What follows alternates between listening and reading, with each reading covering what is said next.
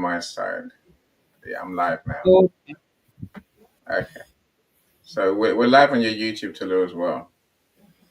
Really? Okay. I don't know what magic happens on that end. We're live on your YouTube, my YouTube, and LinkedIn and my Facebook. Okay. Talk to us, Tolu. We're trying. Look, we've been trying to do an experiment. It's not an experiment. We're trying to make YouTube work by going Right. streaming directly from YouTube. So that's what our delay has been, my friends. Welcome. If you're here, Michael, I know you're here. Drop us a comment. Say hello. Say where you're joining us from. If you got any questions, feel free to ask, of course. And the link to join the studio, I think, is in the comments. And so we do want to hear from you. Otherwise, you get to listen to us waffle on for the whole hour and a half, right? Well, go to the So, Lou, Okay. please So talk to our friends. Saves me talking. thank you so much, everyone. Thank you for joining in. And sorry for the delays and for the mix up. So we were trying to work with tech, right? Because this whole thing of streaming live from LinkedIn, it's been a learning journey. I remember us adapting from audio rooms to where we started doing lives and then started streaming and all of that. So it's just trying to get everything to work at the same time sometimes can be a bit of a challenge. But we appreciate you for joining us at this point, and hopefully others will watch on the replay, those who are not able to join us because of all the mix up. So apologies. My name is Tolu Ekwe, and I am excited to be here with my brothers, my big brother Eni Osung, who has been amazing, phenomenal over the past year and a half, I think, since I met him on LinkedIn. It's just been amazing, an amazing journey. I am a public speaking and marriage coach, as well as a public speaker. So if you're looking for someone to speak at your events, to moderate a panel, or to do some training, you're welcome to invite me. Also, I am an author. I've written several books, including children's books, but also the book you see in my background, Raging Waters, okay, which is a novel that my husband and I co-authored because we're marriage coaches, have been for over a decade. And the focus of this book is to help people to understand the challenges and the trap that infidelity can be to many couples. There are couples that are devastated by infidelity and blindsided by it. It's like, how did this happen? We didn't expect it. So to see the warning signs, those telltale signs, and to start to prevent it before it becomes such a big challenge and a big problem to a couple. It's quite an interesting read, and we love the feedback that we're getting so far. So, a couple other things I do. I have been part of the amazing anthology project that Annie would, I'm sure, describe the lessons we learned from COVID-19. It's also a kind of like a view, imagine the opportunity to look at the experience of COVID through the eyes of 10 different people with 10 different experiences from 10 different parts of the world. That's what you get from that book. Very exciting. And yeah, so that's in a nutshell some of the things that I do. If you're looking for support on your marriage, you want to know, how do we even navigate this marriage space? Should I get married? Is this the right person to get married to? I'm having marriage challenges, etc.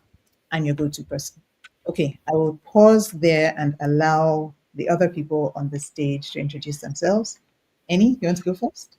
Me? Oh, what fun. Thank you for your kind words, Tolu. Apart from making me feel old, I'll get over it. Nah, of course, it's great to be here. Welcome, everyone. For those who don't know me, for those who do know me, for those who are watching on replay, I'm Eni Osung, and my joy comes from making people well known. That's why when I met Tolu, I'm like, Tolu, you do something amazing. Marriage counseling is a necessary thing that I think we all need. Maybe sometimes maybe we don't know we do until we hit the rocks in our marriage. I say, but Tolu can help people avoid that and avoid hitting the rocks.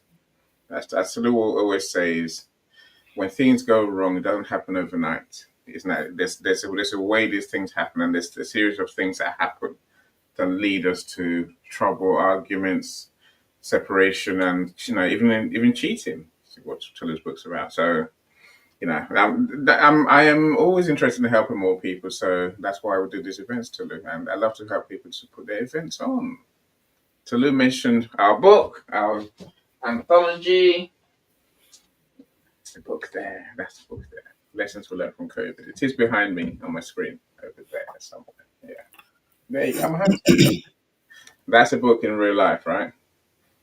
So there's 10 of us, 10 authors in the book who are sharing our experience of the pandemic and how we survived. I guess more than how we survived, it's more like how we thrived.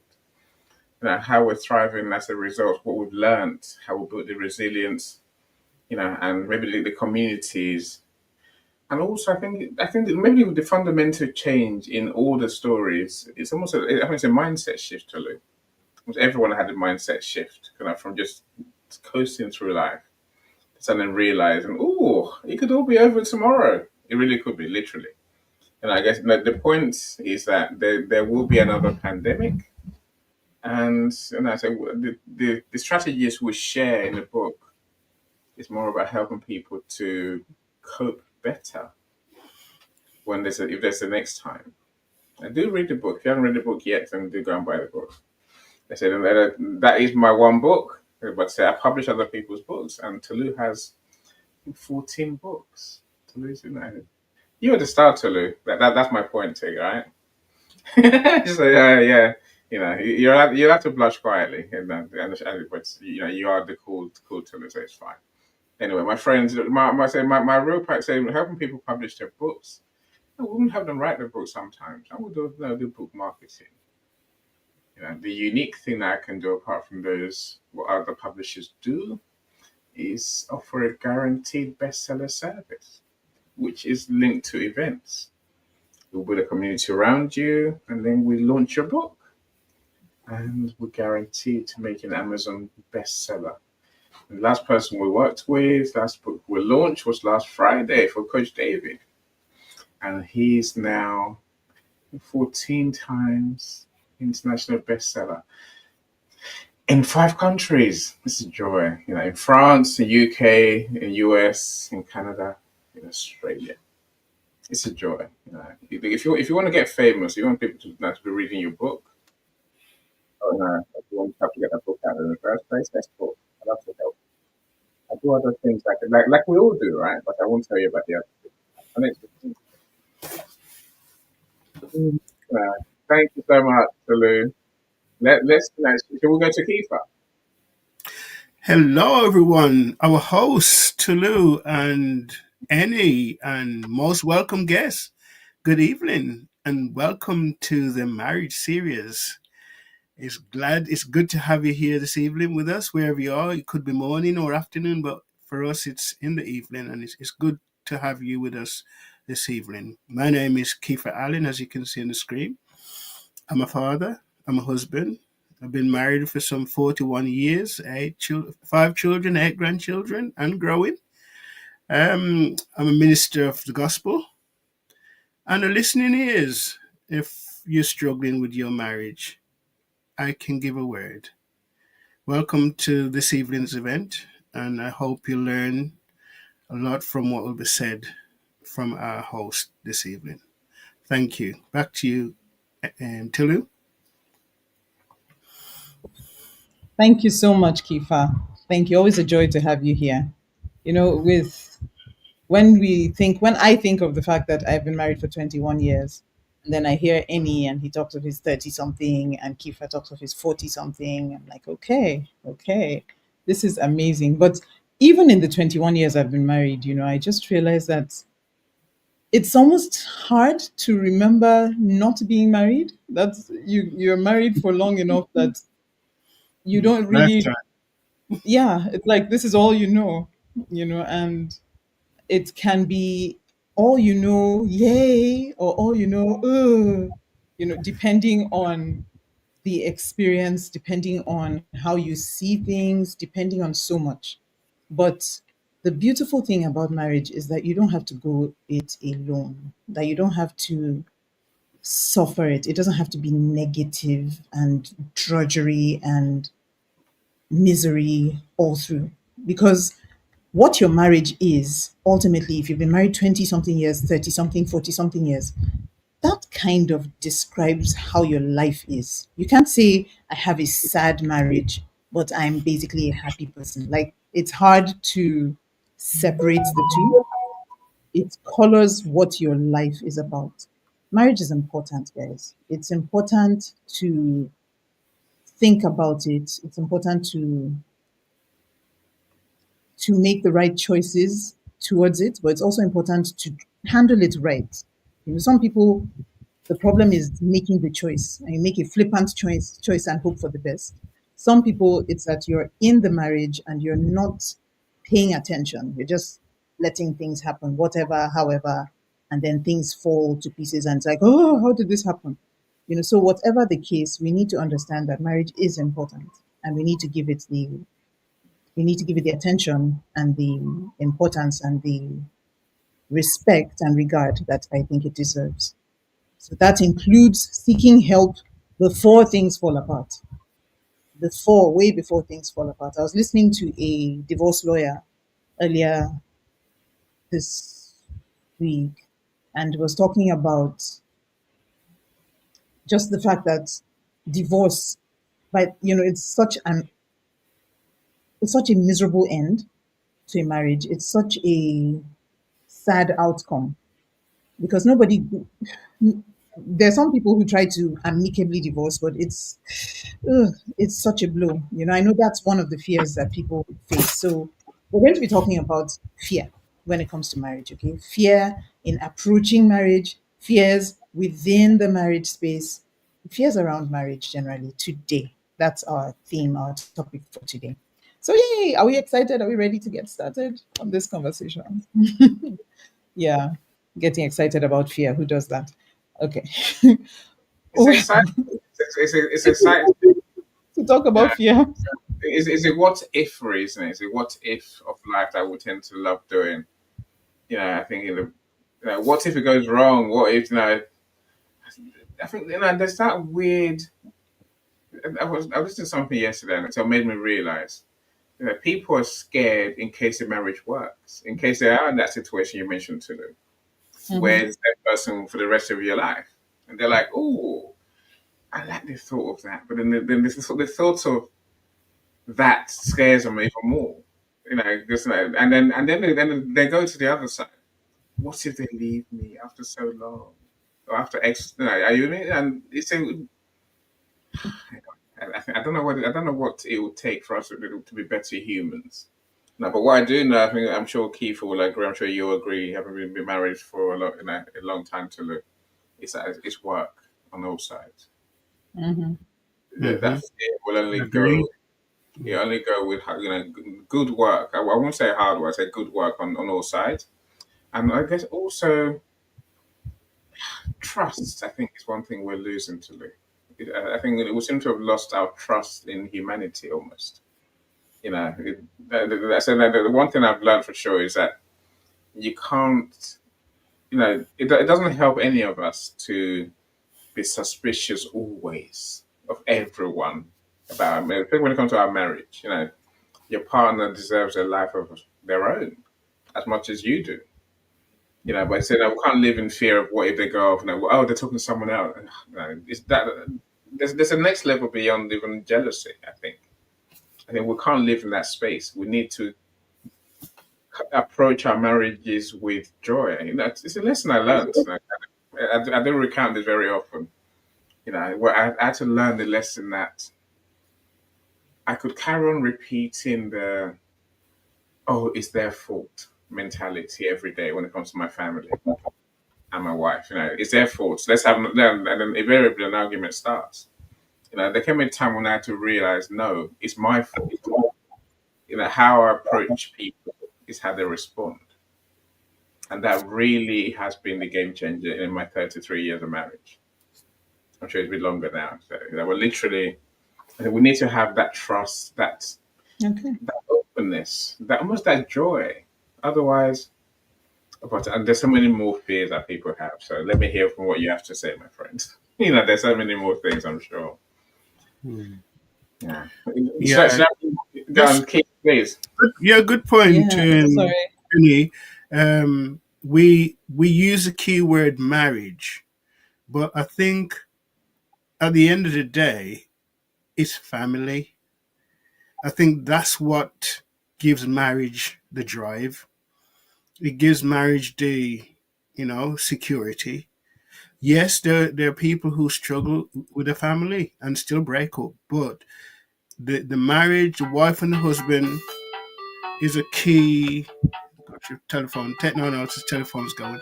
The family is a key point of the marriage because when you start to have children, grandchildren, when you start to buy house, having a mortgage, these are all parts of the marriage that keeps you working together. As Tulu said, communication is key, but it's a unit. The family unit is what keep us grounded and keep us going. Because sometimes husband would walk off, wife would walk off, but when you think about the children, the assets, the rest of the family, what will the people say? What will the neighbors say? Let me switch this on.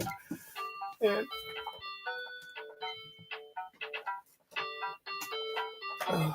Yeah. When you think about, we'll think about what other people would say. But in our previous event, it's between you and your wife. Half the time marriage fails sometimes because I listen to the mother-in-law, father-in-law, listen to friends. I saw your wife last week flirting with blah blah blah blah. That's all it takes, to break up a marriage. But when you're grounded in with your family and you have a reason each day for keep going, even though your marriage may be tough, guess what? Your family. And most of the time that's what keeps us grounded when we have dissatisfaction, when we fall out. But we come back together because them little ones need us. Yes, back to you, Tolu. Thank you so much. Thank you, Kifa. Thank you, Annie. Okay, so today we're going to go straight into the matter of fear. Okay, fear when it comes to marriage, because we need to think about this. What is it that is holding people back? If you go back 100 years, 50 years, maybe even 20 years, people were more eager to get married. Marriage was exciting. It was an exciting prospect. Yay! Congratulations! You're getting married. And even now, there's that excitement, right? Because most people in society would congratulate you, but then there's also that fear. Oh, are you sure you know what you're doing? Are you sure you know what you're doing? And a lot of young people ask that question, are you sure you know what you're doing?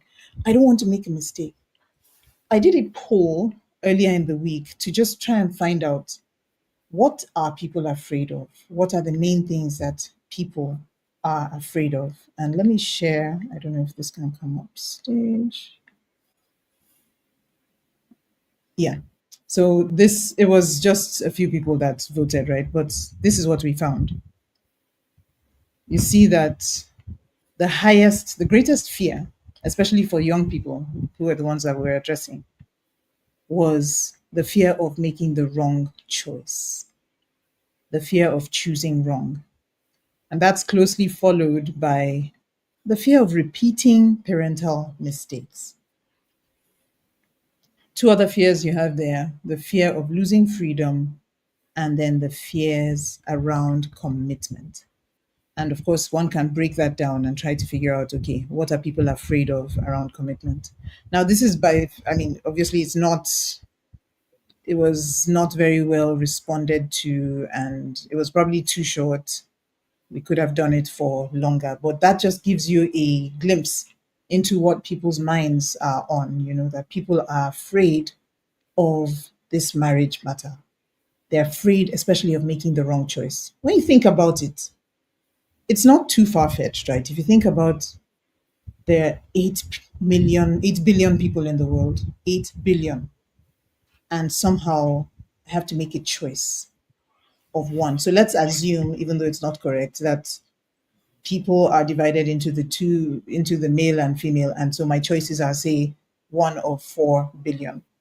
Of course, there are many things that will rule them out. There are the children, there are the too old, so maybe we reduce it down. Even if it was 1 billion or even 500 million people that I had to make a selection out of, that's a large number.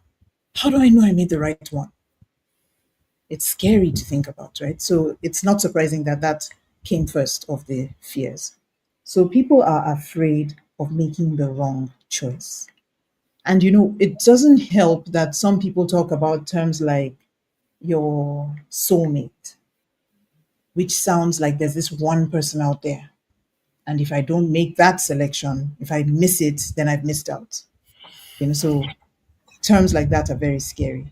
You have the childhood nursery stories, Cinderella, Snow White, all those, kind of Beauty and the Beast. romantic stories, Beauty and the Beast. So you feel like there's this one thing that needs to happen. And if I'm not at the right location when this person is there, then I may just miss it. And the deeper you think about this, the more scary it can be because, hey, what if I go to the wrong university? What if I go to school in the US and I should have been in the UK at the time when this guy is there? Then I'll miss him. I'll miss out. And you can, if you indulge these fears so much, you can just be stuck because anything that you do or don't do can work against you in terms of this single choice. What if I choose wrong? What if I'm in the wrong place? So that is fear. Another fear, of course, that was mentioned was the fear of making the mistakes your parents made. And that's a huge one, too. Because if you think about it, I may not like the things my parents did. I may not like the fact that, say, my dad used to beat my mom. That's not true, right? I'm just using that as an example. Say my dad used to beat my mom, or my mom used to tear his clothes. Hey, Professor Roxana, welcome. Good to have you here. Morning. I may not like these things. It may be something that I've hated all my life. But like we've mentioned before in this room, you may hate it, but it's all you know. And so you find that by default, many times we have learned some things that we would rather not have in our lives, but we know them and we know them well. And we've imbibed them as part of who we are, as part of our natural bent. And while we hate them, we don't know how to fight them. And it's one thing to isolate yourself and say, okay, I'm moving out of this house where this thing is happening because I don't like it. But what do you do when it's in your memories, when it's in your thinking, when it's in your your attitudes and your behavior? How do you run away from that? So these are real fears. And for some people, it's alcoholism. Somebody has been, was had a good, promising career somewhere in midlife. They went into alcohol and everything went downhill from there. You hate it, but you watched it happen. And now you're worried that that can happen to you too. And you don't want to put that on anybody. So let me just stay by myself so nobody else gets hurt. There are all kinds of fears that young people deal with. Fears around even family cultures, traditions, trends. You notice that my great grandfather was like this, my grandfather, my father, and now I don't want to also find myself doing the same thing. Or my mother, and the same situation. I've shared before here how someone that I encountered, had her grandmother get pregnant out of wedlock. Her mother get pregnant out of wedlock. And she said, never, it will not happen to me. No, I hate this cycle. I don't want it. Years after school, I would now hear again her story. And she got pregnant out of wedlock too. What happened? How did it happen? We can easily say, oh, no, no, no. I mean, she was stupid. You can blame it on anything you like, but it was all she knew.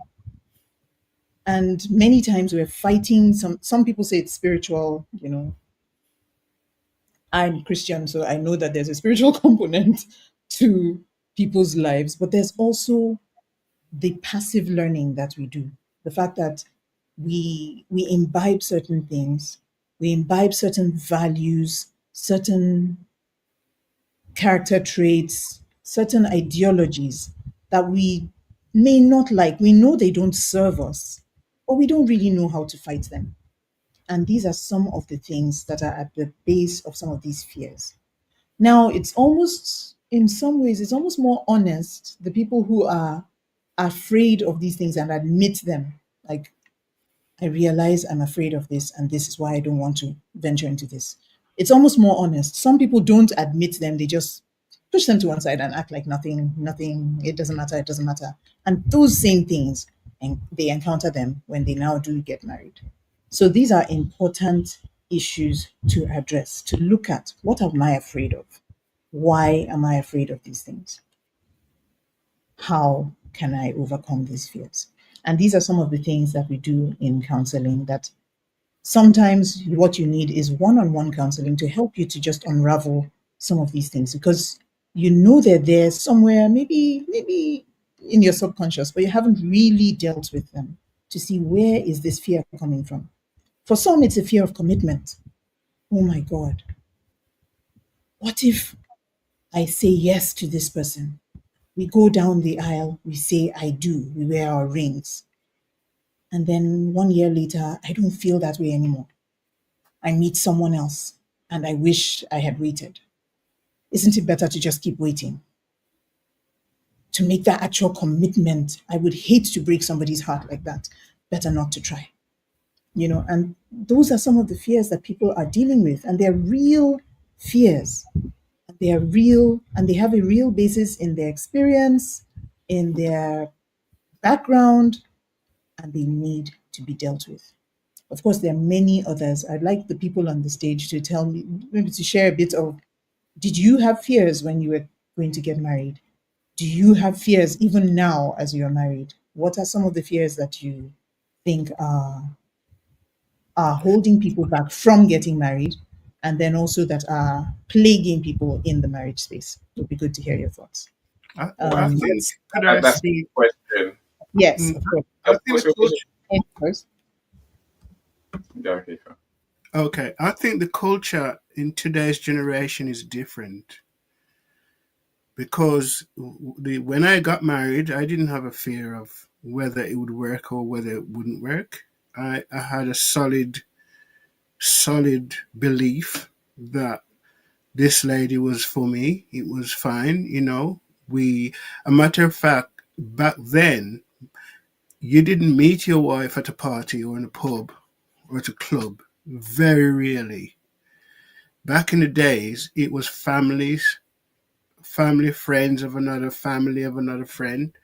My parents was very good friends with my wife's family, and we had also a relationship around the church. A matter of fact, we end up living near enough in the same, almost the same district in the Caribbean. We went to the same school. This is before we even dated or nothing. And we work on the same street. This is before we was nothing, right?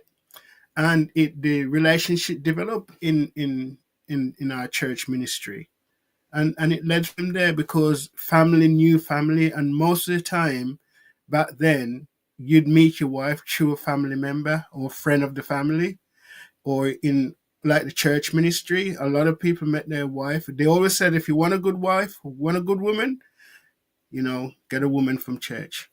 That was the culture. And then what ground us in our marriage is faith in God. Back then, people, it was almost a disgrace, or it was a shame to be heard to have a child out of wedlock, or to be shocking up with somebody. In back then, now it's normal. It's accepted. It's normal to live with a woman or a man without being married and have as much children as you like. But back in the days, yes, it wasn't accepted. And fear today, I would say some of the biggest fear, if you ask me, my fear, it would be fear of failure or fear of rejection. That would be my fear today. But when I got married, I believe all the way that everything would be well. And speak of my parents, my mom and dad's been married for 63 years and they're still going strong. Not that they didn't have issue, but guess what? They based their relationship on God's love and God's word. Awesome. Back to you. Awesome. Back to you. Thank you. Thank you so much, Kifa. So Kifa has brought up some very important points. One is the common ground, right? So you see people growing up in the same kind of environment. So there are a lot of things that you wouldn't realize that you wouldn't have had to struggle over because your perspectives were similar. So similar backgrounds helped. Another thing that helped was faith, having a common base for or basis for the relationship. Another was the example of the parents. I mean, if my parents have been married for 63 years, then what's the big surprise that I've been married for 40 something? It's just kind of what's expected. Like that's the trend in our family. It doesn't cross your mind that it will be different. So you see that parental examples are very important, but also the finding common ground. Now, I want us, rather than try to replicate things that have happened 50 years ago or 20 years ago, it's to see how can we apply those principles? Can those principles apply in current day? Because here we are in a generation and age where people are meeting online.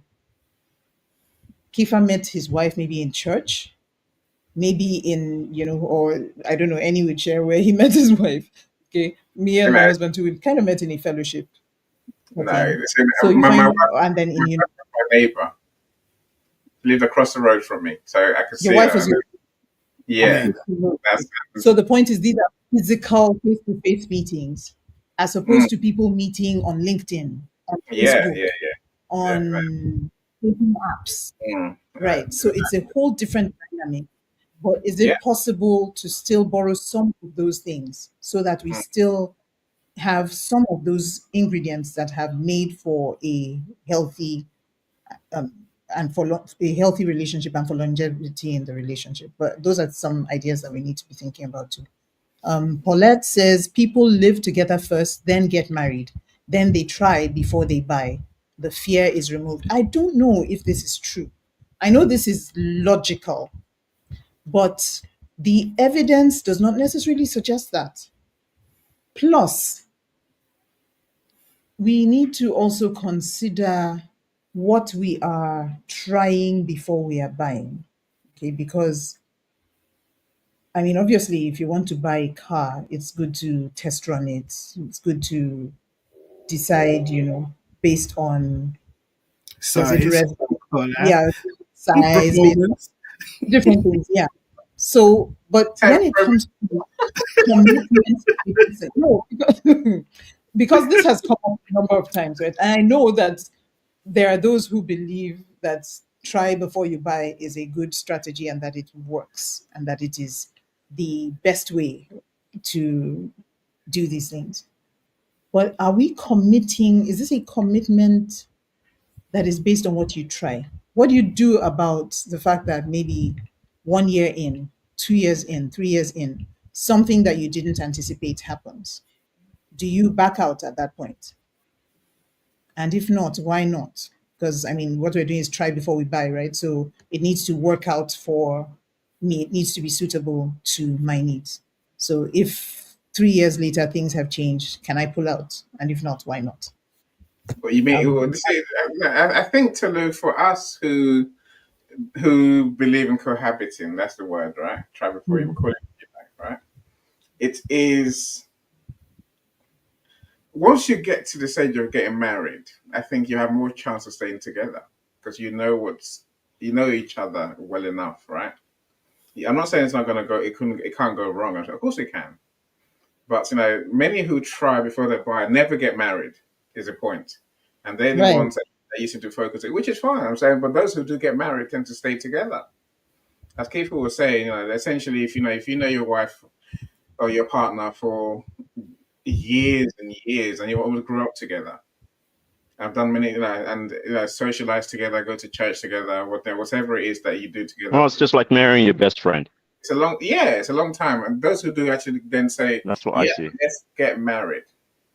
They have more chance of being successful than those who. How do you feel about buying a shirt, right? That you know has been tried before buying, say, 20 times? Tolu, what can you? It's a big question. I'm just No, no, saying. no, no, no, no. Put Look, that out it's a big question. Michael, I'll come to you next. I'll come to you in a second, right? I think it's. Hmm. I there. could answer that one. That's why there's a law, You go for it. right? In, You in go. God's law, there was a law. That's why back in the days, it wasn't cool to just sleep around. It wasn't cool. It was shameful, disgraceful. You would hide and do it. Try before you buy, they say. Yeah, but you grow with each other.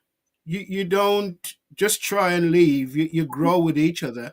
As young men growing up, we had girlfriends, kiss and cuddle and whatever. But guess what? When you make up your mind to live your life and to start a family, you got to keep that real. It's one woman, one man, and you got to aim. You need ambition, you need faith, you need so much. You need to discipline, you need confidence, you name it, to make it work. Because that's what it took. Mhm. Today, as I say, it's totally different. There's partners who are having children, no problem. They're living together for 20, 30 years before decide if they decide to get married. There's nothing wrong with it. But under God's law, you needed as I said in our last program, you need a license. That's why you get a marriage license. You know, you have a license before you go and try the car out. So you don't have an Gonna come accident. to you. I'm gonna come to you. Look, there is an issue here. So there's an issue here, right? I think Okay. I appreciate Tolu's point, and there are some people, and Keith is alluding to them. There's some people, we call them step families, right? We just call- they're so there's step families more and more these days. Reconstituted families where people break up from previous relationships and they have kids. It's a challenge. Let's not get it. Let's not kid ourselves, my friends. Yeah, I real. must Yeah, keep it say that's real. one of our biggest fears. That's one of people's biggest fears. You know, I mean, my wife and I do laugh at some of our friends and our neighbors. From a 4x2, for example, 4x4. That's a person with four kids from four different husbands, four different men. Oh my goodness. What do you call that? 4x2 and 4x4? I was Some I was thinking dimensions. I'm like, okay, what's he measuring? some Oh have my. 4x2. Literally, they don't know who the dad is. Hmm. So it's scared. Some people will tell you straight, I can't deal with step family. I can't be with someone who's already got kids. Or taking a chance. Yeah, and I just won't, and I won't do it. That's one of the greatest fears I think today. Taking a chance, yeah. And I think that there's something that I'm putting my hand up saying my generation maybe watered down some of the traditional thoughts of a marriage. Being being a single mother became more accepted, became more the norm. Being a stepdad or stepmom, it became more the norm than maybe in Keith's time. Keith is on the slightly older than me, but I'm saying that I can see there was a shift in our mindset and how we saw Yeah. relationships. Today I don't know whether that shift is what is going further for our kids. Because let me say, I don't know, the kids today, Keith, as you said earlier, they have different ideas completely. And I got a 16-year-old. And he's telling me yesterday, my friends were saying, "Why haven't you had a girlfriend?" I don't want one. I'm like, "You do want one. You do want one. Mm. Learn to have some fun. Life is, because eventually you're gonna have to have this relationship, surely. I don't know what, I say, and I'm sure our friends on stage will share with us what afflicts today's generation of kids. Right. Let's Thank you. let's go there. Yeah. Sorry. Sorry, you were going to say. I said, let's go there. Let's hear from Michael, and then let's hear from Professor, Can and I then can I say Yeah. something? of course you can. Yes. Oh yeah. Anyway, I don't know. I know I came late, but I just want to say that marriage has no formula. There's no formula for marriage. But in today's world, though, there are so many things that scare people from getting married. By the way, I'm Roxana Ekwe. I have been an educator. In case you don't know me, I have been married for 47 years. This is my 47th year being married, Mm. and I have five grown children. The oldest is turned 45, and just like that, the youngest is 35. And I have 12 grandchildren, and I'm still living with my husband. It's not easy to be married, but if you have to get married, you walk it every day. It's not just what you get in and walk out. You just marriage is good, but it's not easy. I can just tell you that. And that is the only place you get a certificate before you start trying. They give you a certificate, marriage certificate, before you get to try. It's not like you go to school when you graduate, you get a certificate. No, but you get a certificate before you before you start It's trying. not just, And that's by the right. way, so nowadays it's a different ball game though. Because there are people, I know people who are living for 30 years, they are not married, they are boyfriend and girlfriend. They are my good friends, they are good couples, they live together very well. I mean, I don't see any problem. I don't know why. I haven't asked them, even though they're my friends. I haven't asked them why you don't want to get married, even though you have lived for a long time, you have grown children. So I think there are those fears, though, because one of them one day told me that things about marriage, the parents divorced. The mother, I mean, the parents divorced when she was young. So I guess she feels safer being married, having children without being called a married woman. She doesn't really want to get into all the struggles of divorce. So there are so many fears. A lot of people fear divorce because their parents were divorced. Some people fear infidelity because maybe another one will just go where there are financial strain can be a big cause of marriage problems.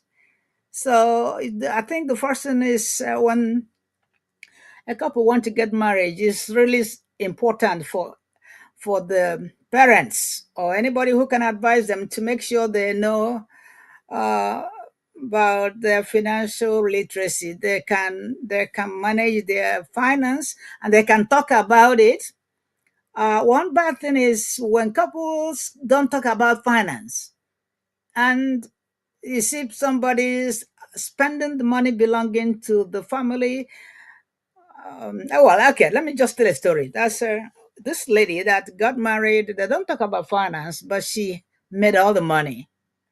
Unfortunately, the husband had a girlfriend. Let me not call wife. Had a girlfriend and was dishing the money out to the girlfriend.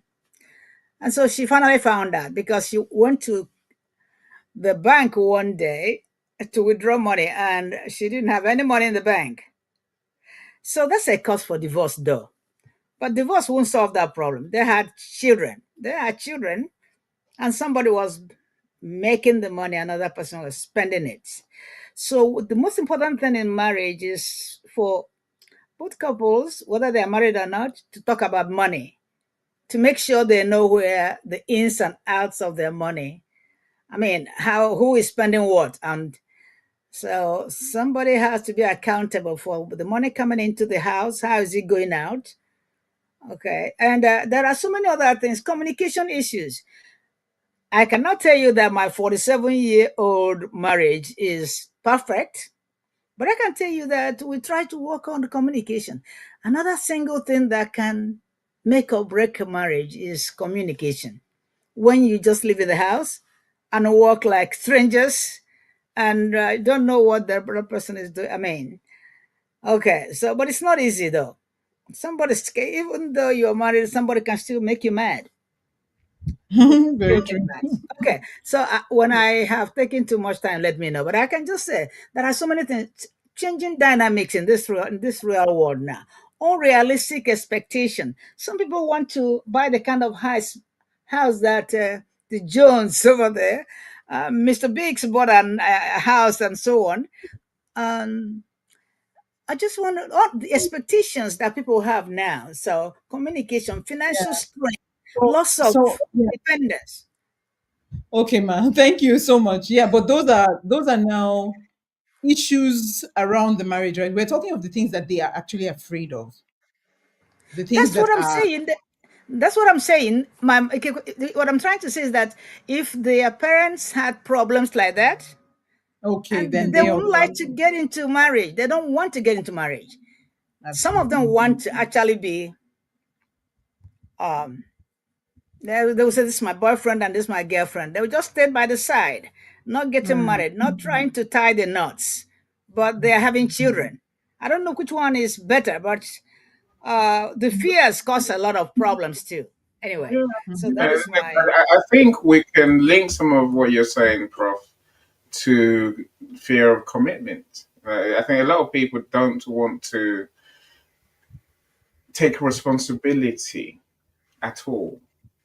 But I think it starts where Keith was talking about it. Now, the money thing is the money is the issue, really, and people don't want to commit to sharing their money. Number one, I don't think they want to commit to working hard for the greater good.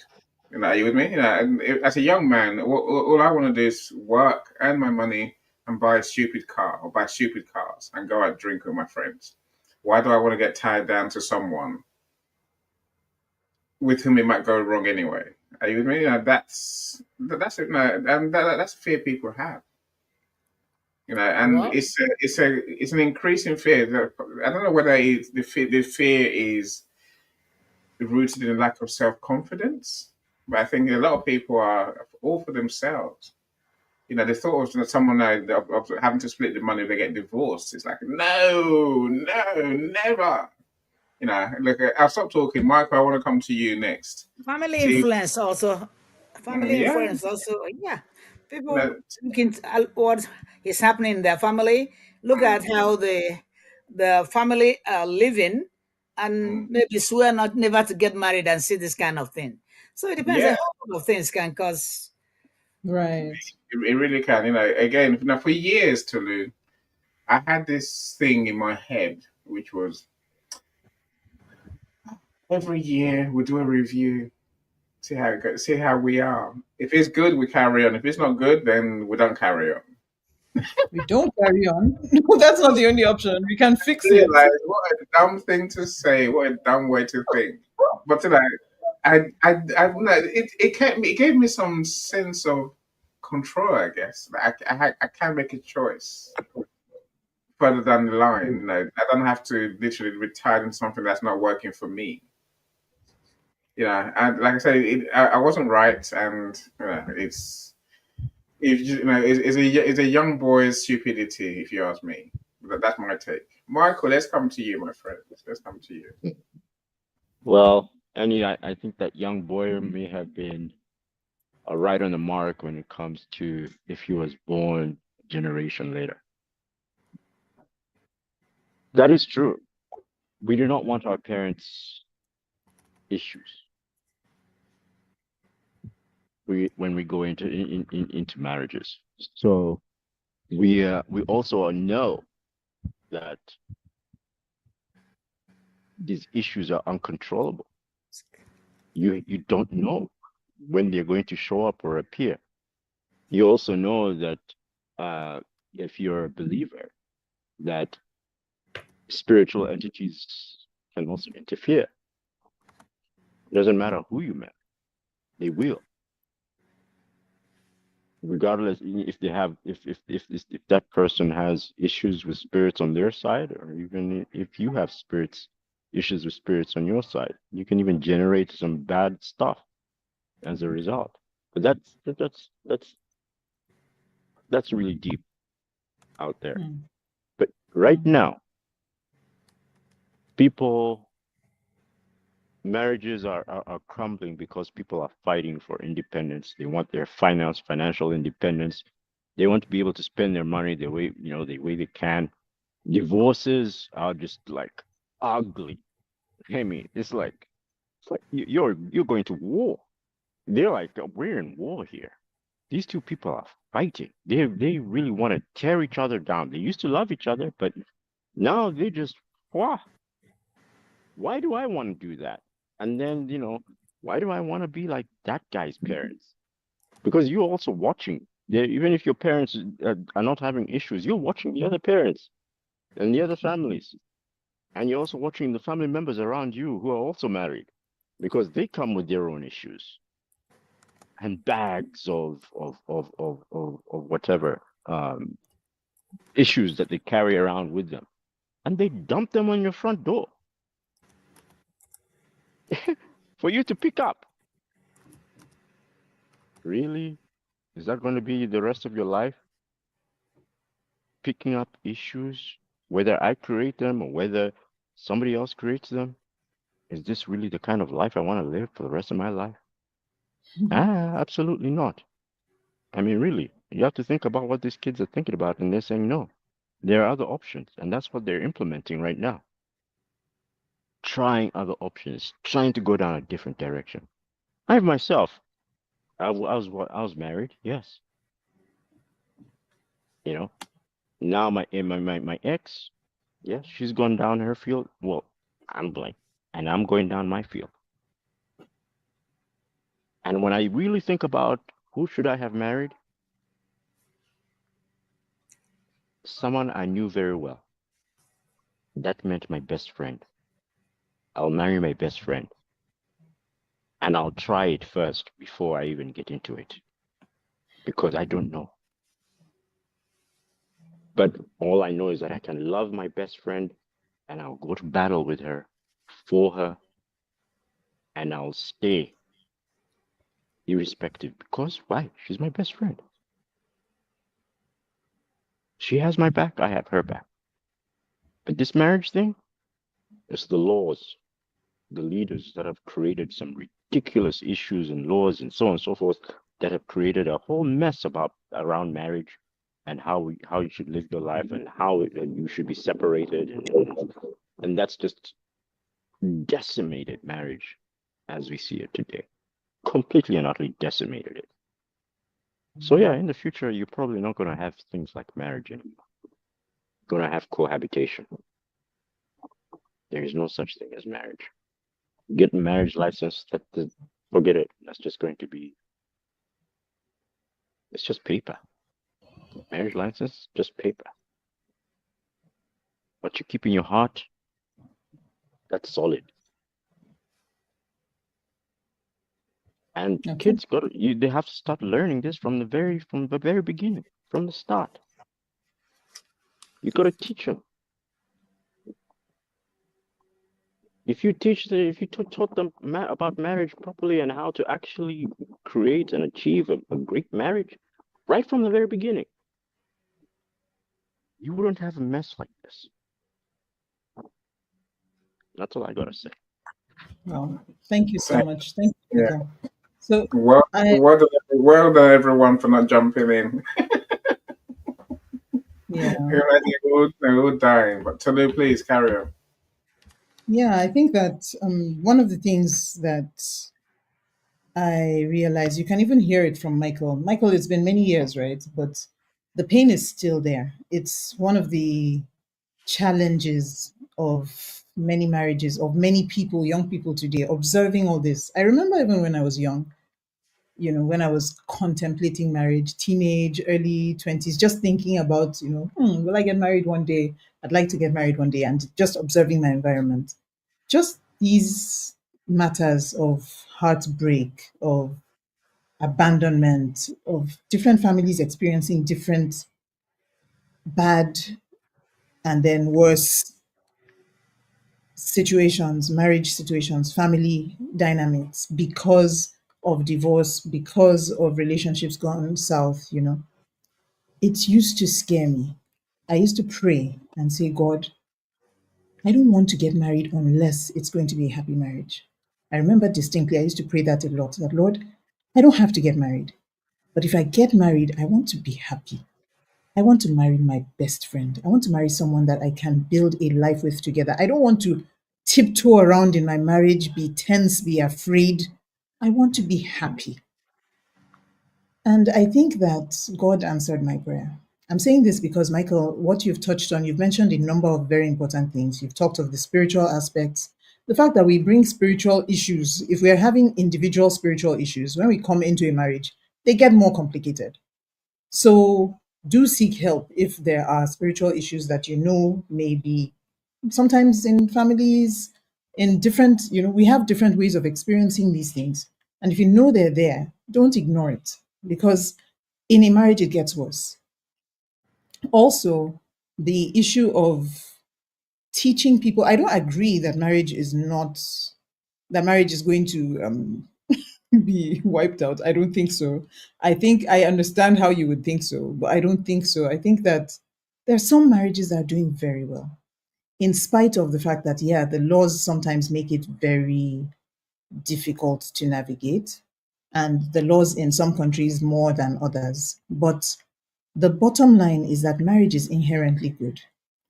My take on marriage as a person, I'm not speaking now as a marriage coach, I'm speaking as a person who has been married for 20 something years, 21 going on 22 years, is that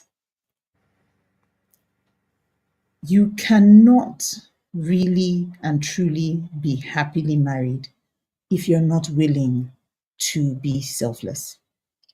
If you choose to be selfish, if you go into marriage thinking of you and what you want, what's in it for you, and it's about you, and then you have a spouse who's doing the same, you guys will kill each other. Marriage can be devastating to people who are selfish. And we may not be selfish because we think we're selfish.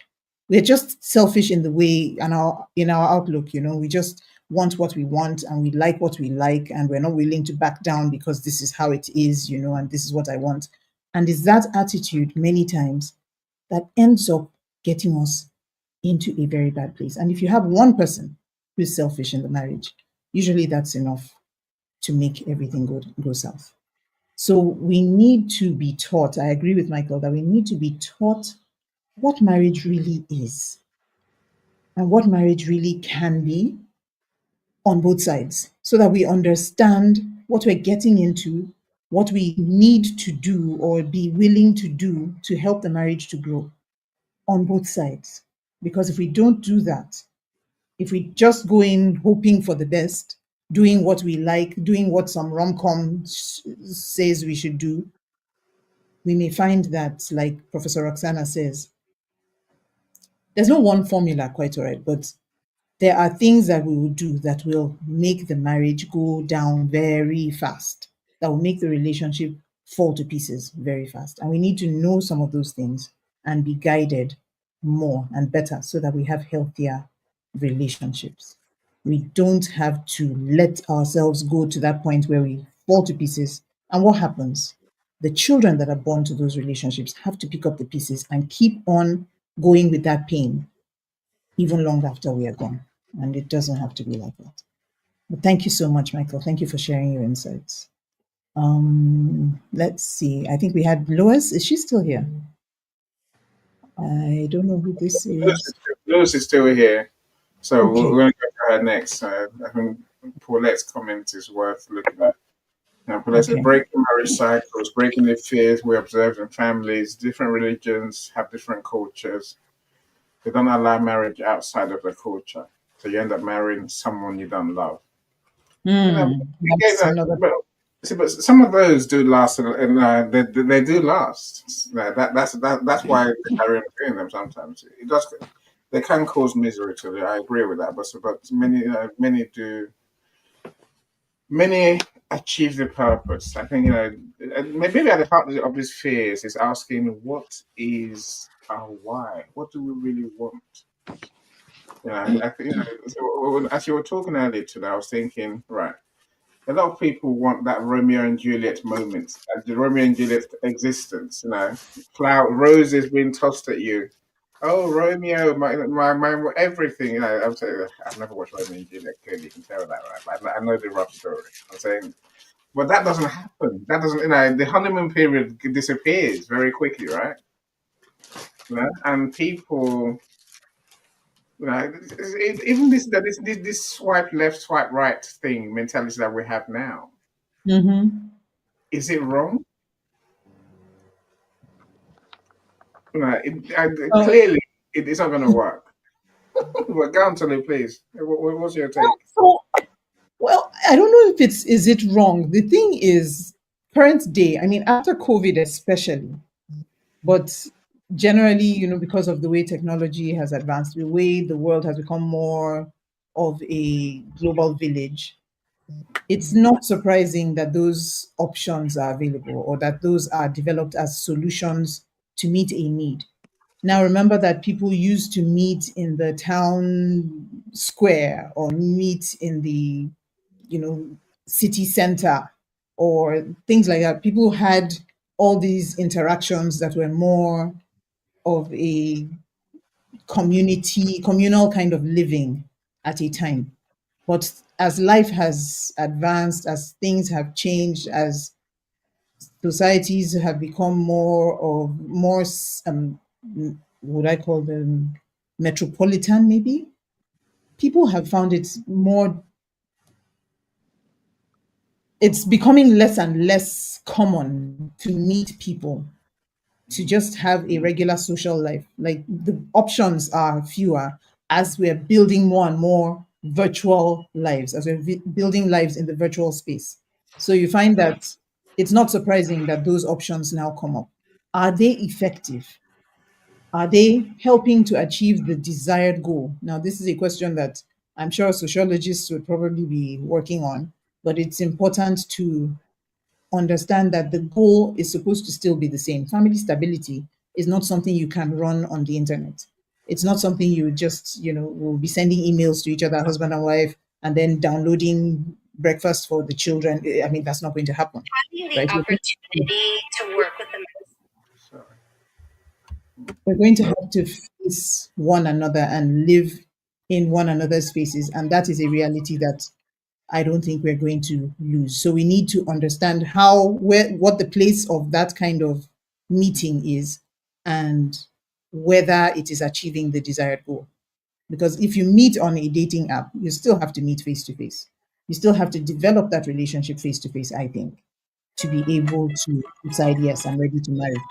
If all you've done is meet on a dating app, meet at some diner, and then decide to get married, you don't know each other. And that relationship is standing on very shaky ground. But yeah, interesting conversation so far. So, for those who are just joining us, we're still talking about fears around marriage, particularly for young people. What are the things that are scaring them? What are the things that are making them hold back, maybe, afraid to get married, afraid to get into a marriage relationship? Now, we've mentioned some of the fears, but others are still coming up in the conversation. And I think Lois was going to contribute to the conversation. Please go ahead, Lois. Good evening, good morning, good afternoon, wherever you are. I'm Loes Pijpers from the Netherlands.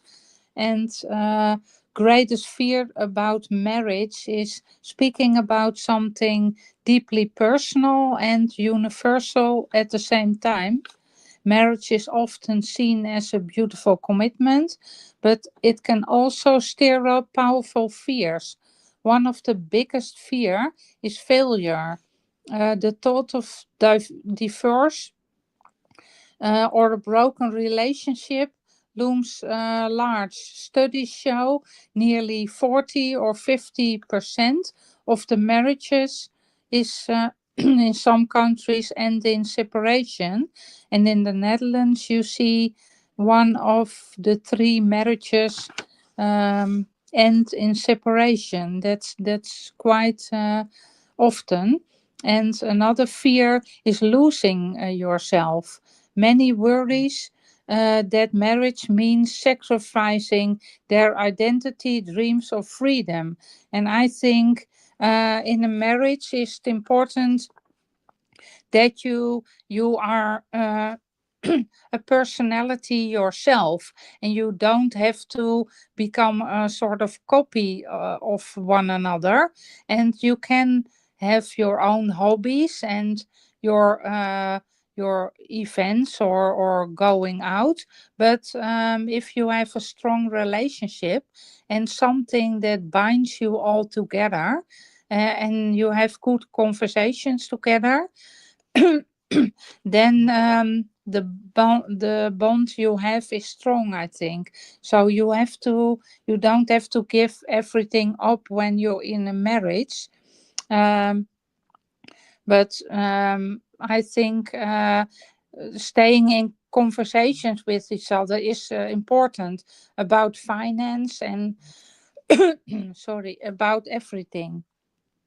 And there is the fear of unknown. No matter how well you know your partner, life throw curveballs, financial stress, health issue, or unexpected changes. Can we face it together? That's important. The uncertainty can feel overwhelming. Mm. And when you start your marriage and you're happy, or you're healthy both, then everything is going to be okay. But if you are facing health issues, some partner will be sick, or um, have a sick family member, and you have to care for them, then there comes pressure and on the marriage. And it's important that you stay strong for each other, and then you can show your partner that you are always there for them. So it, it's not only success, sharing with each other, but also going through hard times, and then you can have a strong bond. I think it's very important to be there for one another. Marriage isn't about being fearless. It's about facing those fears as a team together. And that's very important, I think. Thank you. Okay. Thank you. Thank you so much. Thank you, Los, I think is how you pronounced it. Thank you so much for that share. Very, very important points that you've raised. And yes, I think that that's actually a lot of what we are dealing with when people are looking at marriage. I mean, just the fear of failure is actually scary. If you think of an exam where in your environment, like in the US, it's like a 50%, sometimes even less, success rate, then you start feeling like, if I'm to apply for this exam, if I'm to write this exam, what are the chances that I will do well? If in the Netherlands you're saying 33%, I know that in Africa, well, we tend to have better outcomes, but then again, what is the quality of the relationship? How many people are staying married just because it's more embarrassing to get a divorce, or culturally they would have difficulty, they will have challenges with getting accepted, and so they just stay? So it's one thing to be counting how many people are divorced. It's another thing to be measuring the quality of the relationship, and people are genuinely and legitimately afraid of some of these things. So we need to look at, what do we do to prevent these things? Because if we say, for example, one of the things you mentioned is life throwing curveballs at you. If you don't get married, life will throw curveballs at you. It's not It's not something that's unique to married couples. Life happens. So the question is, would you rather be alone when life throws its curveballs, or would you rather be with someone who you're in a committed relationship, to face that kind of situation? That those are some of the things. I think a lot of these fears, let's talk a bit about fear. Generally, we've talked of different things that we are afraid of, different reasons why people are afraid. And of course, they're all legitimate. There's no baseless fear, right? There's evidence out there. There are reasons why we should be afraid. But you see, fear generally, if you understand fear, fear is, some use the acronym false evidence appearing real. This is not false evidence. You've seen evidence. There's evidence to justify the things you're afraid of. But why is somebody described as brave or as courageous? Someone was describing love, and I loved it just listening, because it just, how you have these ideas in your head and you're not sure how to put them into words, and then somebody just captures it so beautifully. And he was talking of how love is so risky. It's so risky to actually put your heart out there and to make this commitment to another human being. Even if it's your child, it's risky to love a child. What if the child dies on you? What if they hate you tomorrow? What if there's so many what ifs in life. It's risky to love a dog or a cat. I have a cat. It's risky to love it because you're going to get so fond of it. It's going to be part of your daily life. I mean, it's the first, when I open my door, my cat is the first to greet me, right? It just meows, and it's just such a sweetheart. But one day that cat is going to die. And that's risky. I don't want to have to deal with that. So maybe I shouldn't even have a cat. I don't want to have to deal with this. I don't want to have to one day cry, and I know I will cry. We've cried and done burials for rabbits, right? We had rabbits, and we did a whole burial ceremony, and my husband was trying his best not to laugh, and me and the kids were actually crying because, and yeah, okay. But that's risky. I'd rather not do that. I don't want to have to deal with that kind of pain. And that's what it is, that we're afraid of the pain and the hurt that can come. I don't want to commit to somebody and then find out that they're stashing their money away somewhere and making some alternate plans somewhere, 15 years into the journey. I don't want to find that kind of thing out and feel like all these years I've been trusting someone who doesn't trust me. I don't want that. So it's better not to even get there. I don't want to find out that somebody has, some alternate affair, some alternate relationship somewhere. I don't want that. So let's just avoid it. Lock our hearts, lock our, no access, zero. Nobody can hurt me. The sad thing and the harsh reality is that the same door Hmm. that opens to love opens to hurt. Yeah, You yeah. take So then, let me add quickly. So now, please let me add quickly. See, in days gone by, and in some cultures, they do what I've done when faced with these fears, these realities that it could go wrong. One may die, one could die, and one could get ill, as Lou's mentioned, right? So my solution, because I'll talk about my pets. That's a perfect example. My solution was to get two of everything: two dogs, two cats, two fish. That way, if one dies, if one goes, then I still got the other one. and if you both die, They won't both die. That's why? unlikely. What if They it's don't. some kind of poison? My pets have never both died. It's the same way, you're gonna lose two wives at once. You're not So you gonna want to lose get one two husband at wives? once. Oh, so is she allowed to get two husbands? That's what I'm saying. No, but that's how they dealt with it in the Oh, first place. Maybe the issue is monogamy. I'm just saying. I'm saying maybe that's the issue because polygamy since it worked in the past, right? That's how people defended themselves against these what ifs. What if she leaves me? Oh, I got the other one. I got the other No, but five. that's the man defending himself against Hmm. the. So what? How did the women in that scenario defend Women have done themselves? it. Women have had No. multiple. I'm saying this man marries three wives or four wives or five Yeah, wives, yeah. wives, so that even if one dies, he's still fine. He can sleep. He can sleep knowing that he will have a wife tomorrow. Tomorrow, come hell or high Yes, water. so it works. It works for him. Yeah. But what is their backup? These women in that same marriage, if he dies, like it's a Oh, completely selfish way to look at things. it is. It It's, is. It is. I'm it's digging a only hole. right. So the so that's the problem with that. So Mm, we've talked about selfishness. The When you go into marriage, you mm, go in. One, it's an act of faith. Two, it's an act of courage.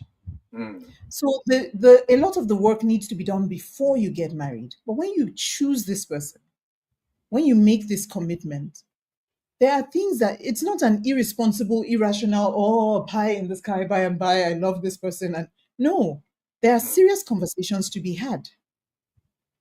There are serious conversations to be had. There are serious commitments to be made.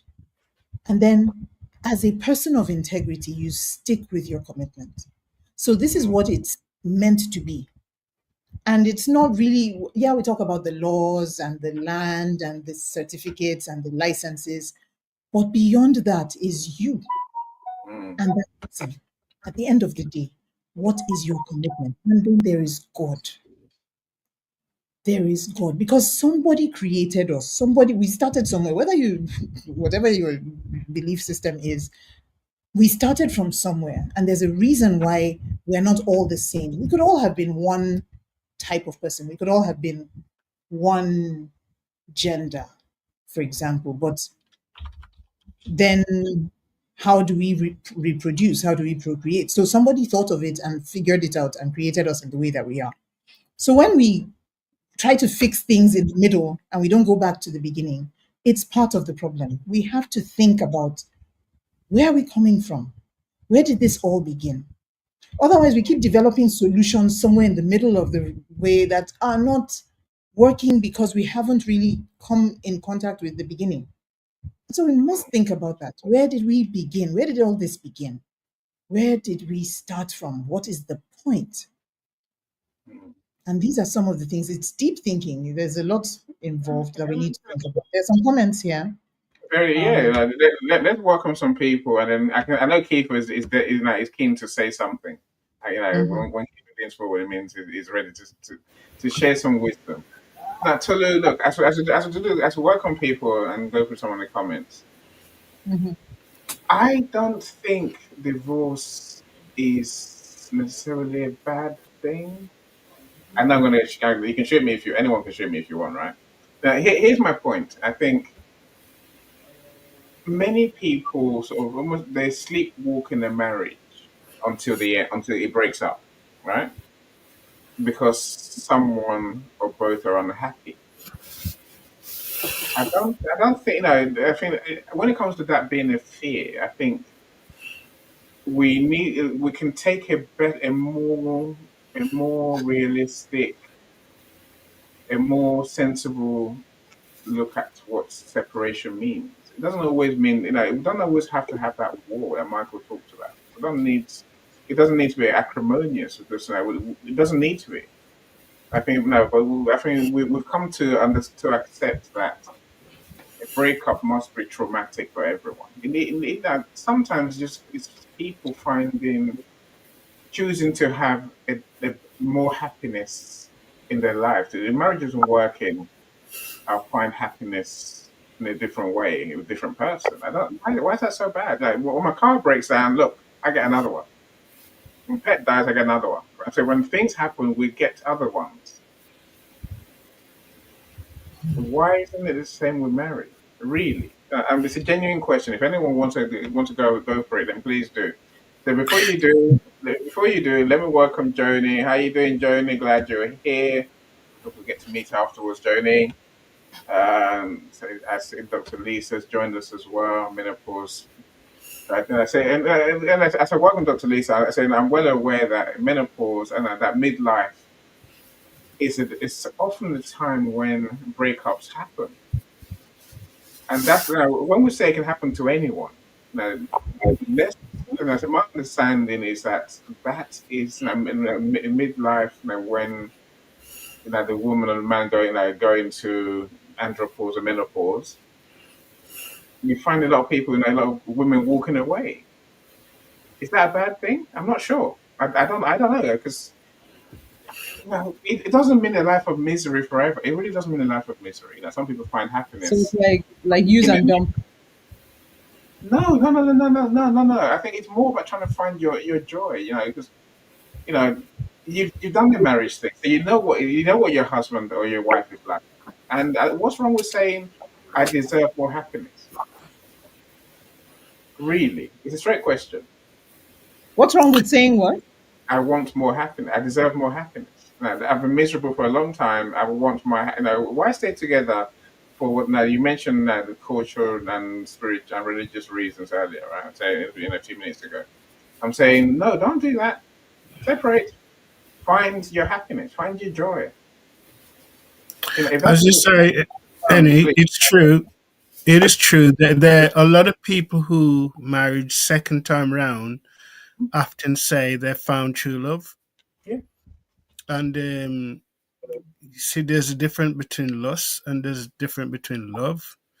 And sometimes just take a fling, and before somebody say, "Oh, I fall in love with you," till the first thing happened, then they fall out.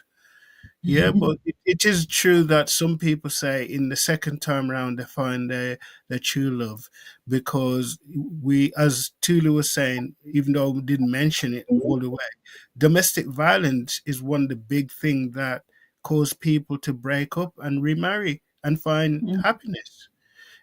Abusive marriage, there's a lot of it's going on. There's sexless marriages.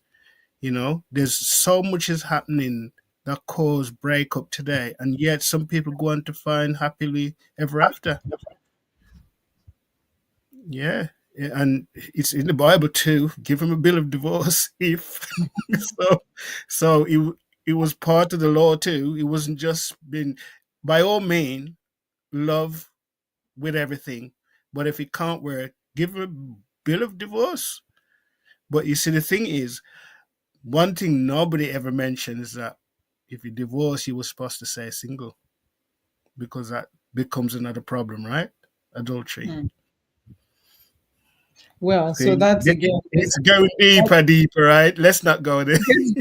and that is not a matter of which faith you profess. Exactly. So Yes. it goes on and on.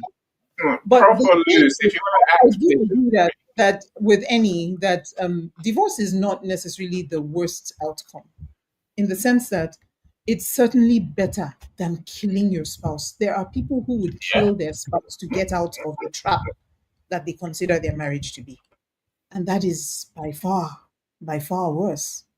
that's So never. How is that ever an answer to it? I don't know what. How can anyone think? Oh, I know how to solve this problem.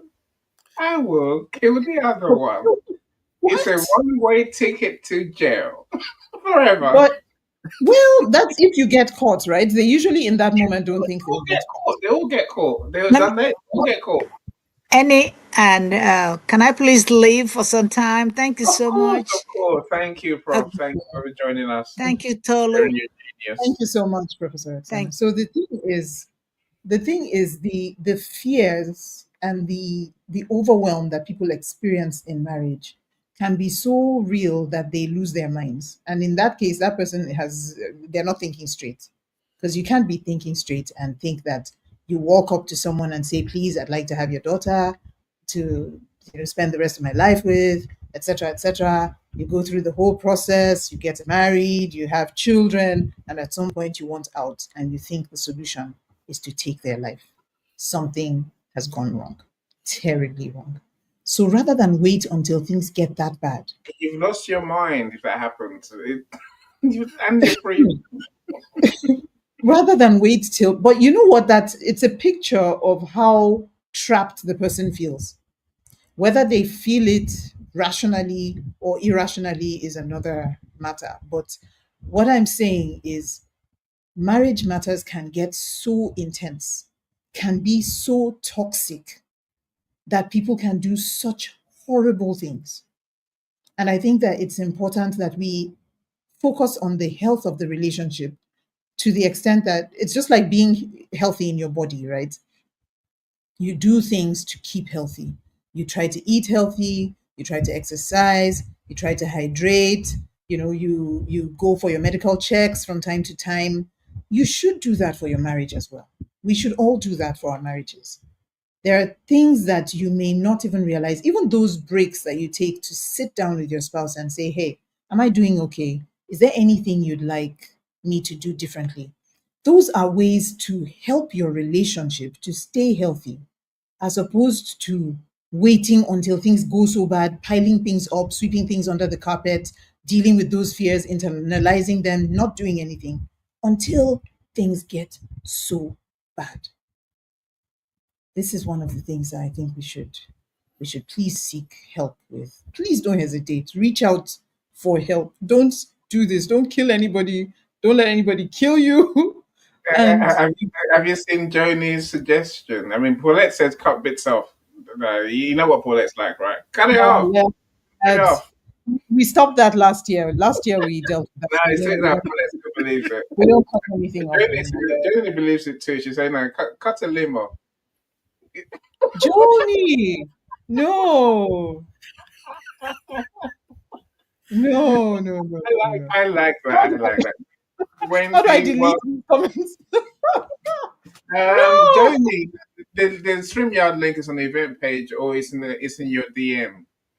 Look, go back and look above the link, and then you say you find the StreamYard link. Wendy, I'm glad we're on the same page. Divorce is not a bad thing; it's a process of evolution. To me, I agree. That's my point. I agree. We'd Yeah. rather not divorce, but sometimes it is.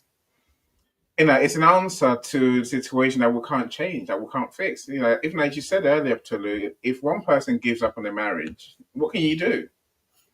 Not much, right? You kind of, you're in a bind.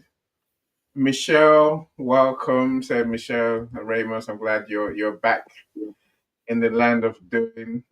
Again, I'm gonna run after you and hopefully find you later. We've got work to do, right?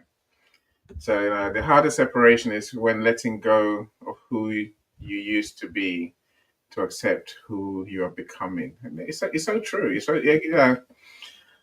like I said, the fact that many women just get fed up around menopause. They're just like, nah, no more, and that's men. It can be a bit of a shock, but all the things we talk about, Tolu, it's taken years to build up that frustration, that annoyance, that anger, that decision. So we need to be more mindful on the journey. Who's LinkedIn user? LinkedIn user says, cut it off. Yeah, I don't know who that is. Oh dear. So you're link, yeah, I don't know where no, that's not showing on my LinkedIn. Yeah. We're So not chopping bits off. Michael is talking. We're not chopping anything off.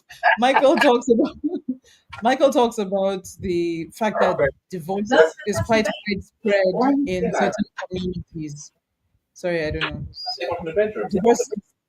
What's going on? No, sorry. My wife Okay. is doing lovely things and disturbing my peace. Go on. Sorry, Tulu. Hey, when it comes to your wife, we accept. You can go. You can attend to her, please. This is very important to us. So cool. So cool. So Michael was sharing something about divorce, right? And the fact that it is quite widespread and almost like commonplace in certain climes. And I think that's one of the things we also need to understand, that environment really affects us in more ways than we realize. You need to be careful with each of us. If your goal is, for example, to have a healthy, happy marriage, and you're constantly in an environment where people talk like divorce is the in thing or is not a big deal, it will affect how you think. It will affect how you perceive your marriage, whether you like it or not. It will be a factor. So you find that in areas, in communities, in societies where staying married is respected and regarded as the norm and as more acceptable, you'd find that people would tend towards that. But then if you're in a place where it's less acceptable, you would just tend towards that. So you find it's the same reason why what do they call this ideology now? This women's liberation mindset and all that. It tends to make women think a certain way that makes them act a certain way in a marriage that makes it more difficult to stay married, and all that. So we need to be careful about even what we feed our minds, what we accept as okay, what we choose, that you're consciously choosing what your outcomes are rather than just being part of a production line because this is what's happening in the environment where you find yourself.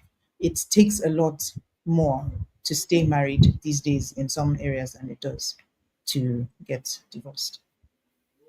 Okay, so anyway, I think we should probably be winding down because we've talked. We can't really finish unpacking the matter of fear, but whatever your fears are, whether you're dealing with fears in terms of approaching marriage, and I have fears of my own when I think of younger people, right? I have fears around like how do they meet? How do you develop good quality relationships?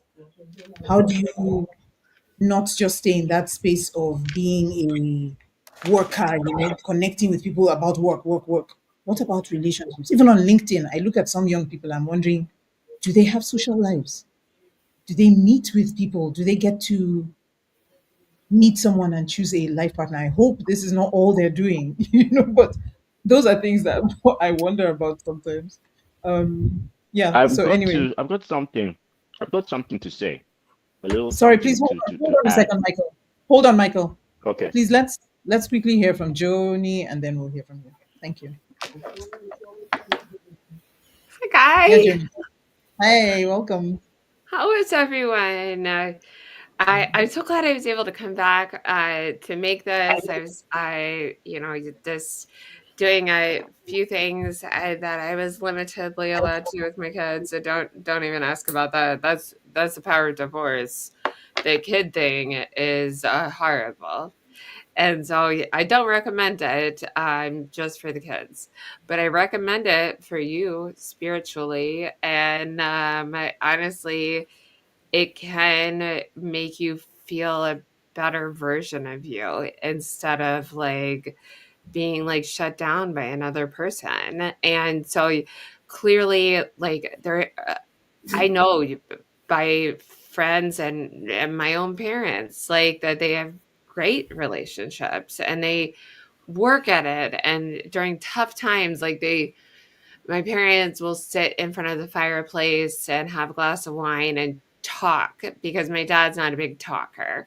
And like they have such a wonderful marriage. And so I kind of thought that's what I was getting into, but I was 22, he was 21. You grow so much. I'm 43 now. Like it was a terrible marriage. I just wanted to have kids.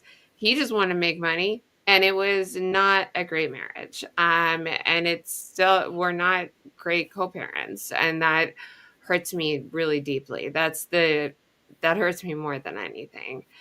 I'm going to bring it back to the positive.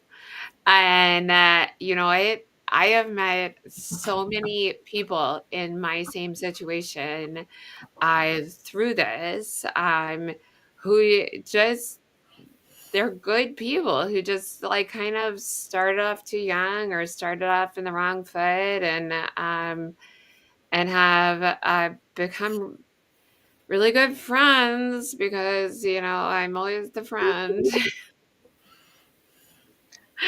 And how much inspiration do you have? also, like, sex is really important. And so if you're not getting that at your relationship, like you have to have the courage to talk to them about that because that's such a really, uh, he- like a very basic human need to have sex. And so, and that's okay. That's okay for you to want that. That's not a bad thing. That's not shameful. And, and yeah, divorce lets you got a lot of different sex, but we'll talk about that another time.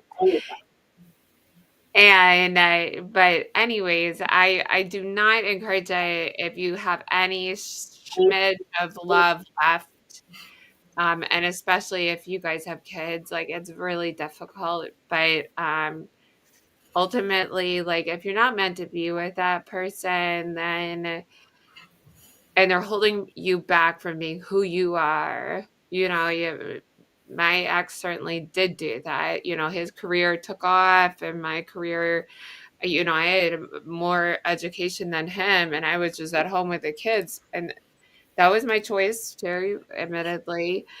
But I feel so much like more resounding as a human being now, and I don't also care as much about what people think, because I'm just like, 43, okay, whatever.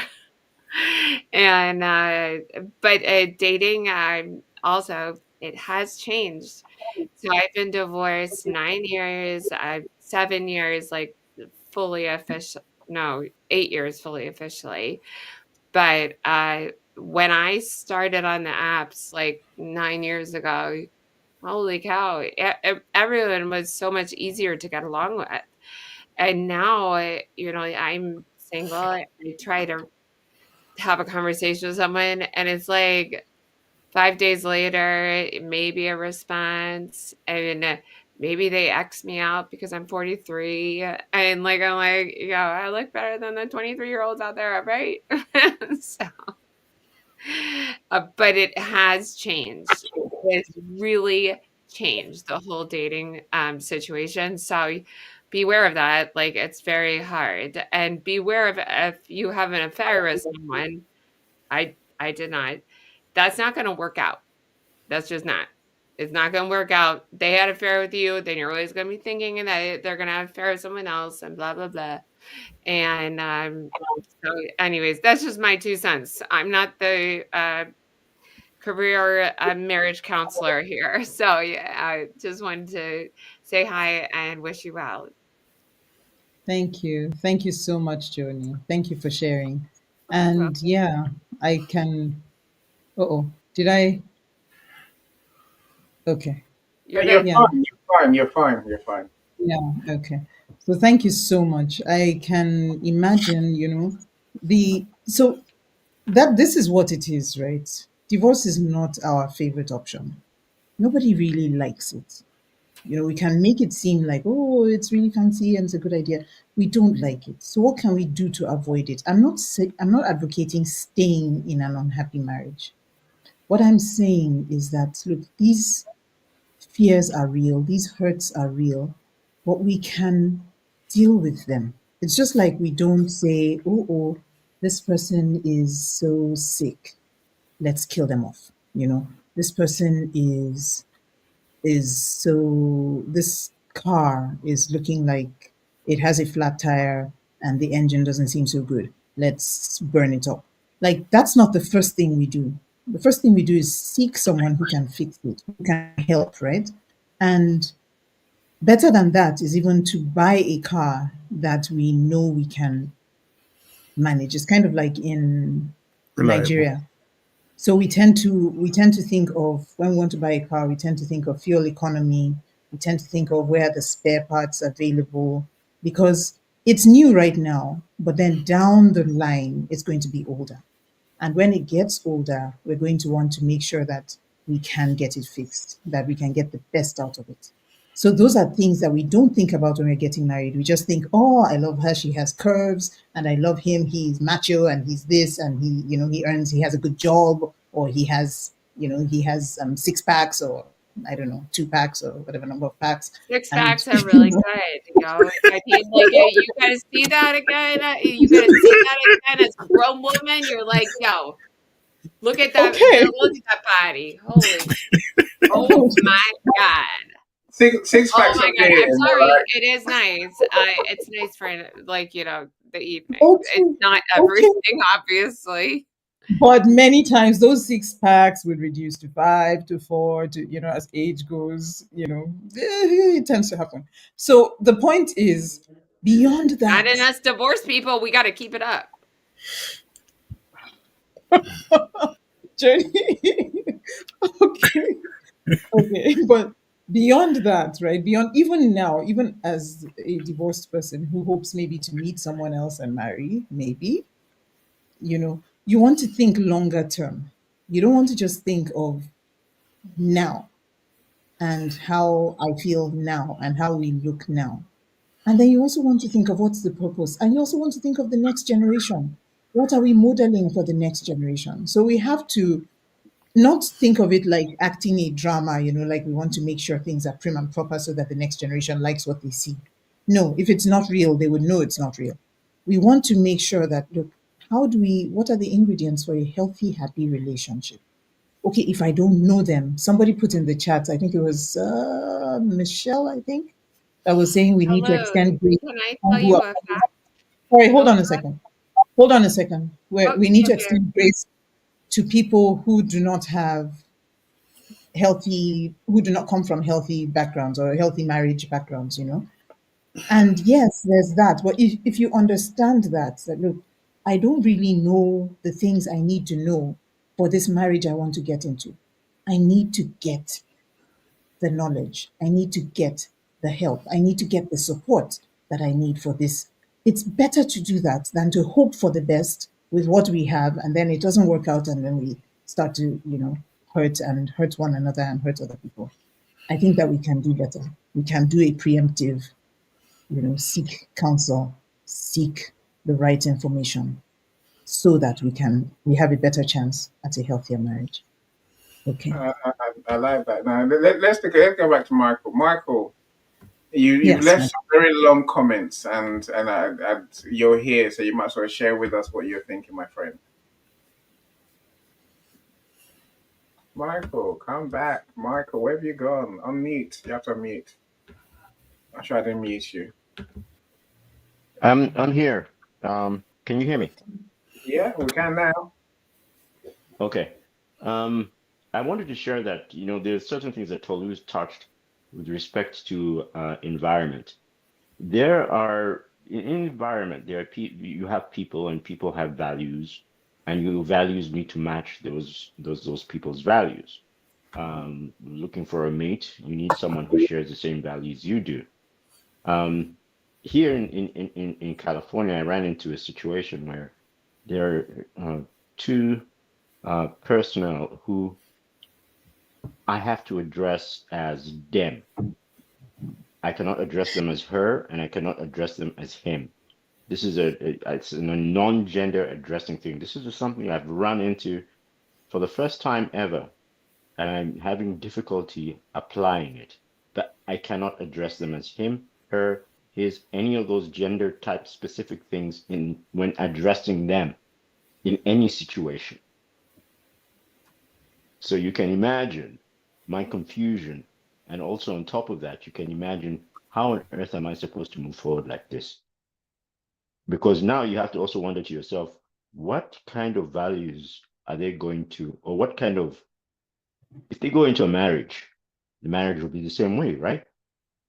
But then question would be, if they're genderless, what, are they of two genders? I don't get it. Or is it just one Okay. gender that we're talking about? I So think that's this, also something that's going to be coming up. right, right, right. Definitely, it's an issue that has come up, particularly, especially I think in the West, especially probably in the United States, it's loudest, but it's also there in different places, and will probably be something that we all need to take a stance on. For me, I like to keep my life simple, and I know that there are some things that become too complicated if we don't stay grounded. Okay. Life is really not hard, it's not that difficult. Male and female have always been the only two genders. Anybody else wants to call themselves anything else, they have the freedom to call themselves what they like. But I understand it as male and female. And for me, if somebody decides that they are multiple people, There's an example in the Bible of somebody who was called Legion, and it's because he had multiple demons that possessed him.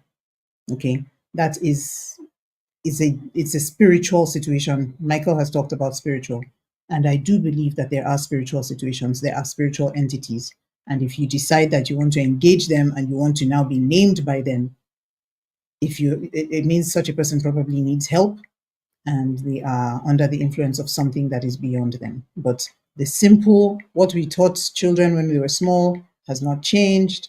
There's a boy, there's a girl, there's a man, there's a woman, and anything else that anybody else wants to say, no matter how big they are, no matter how loud they are, a lie is a lie is a lie.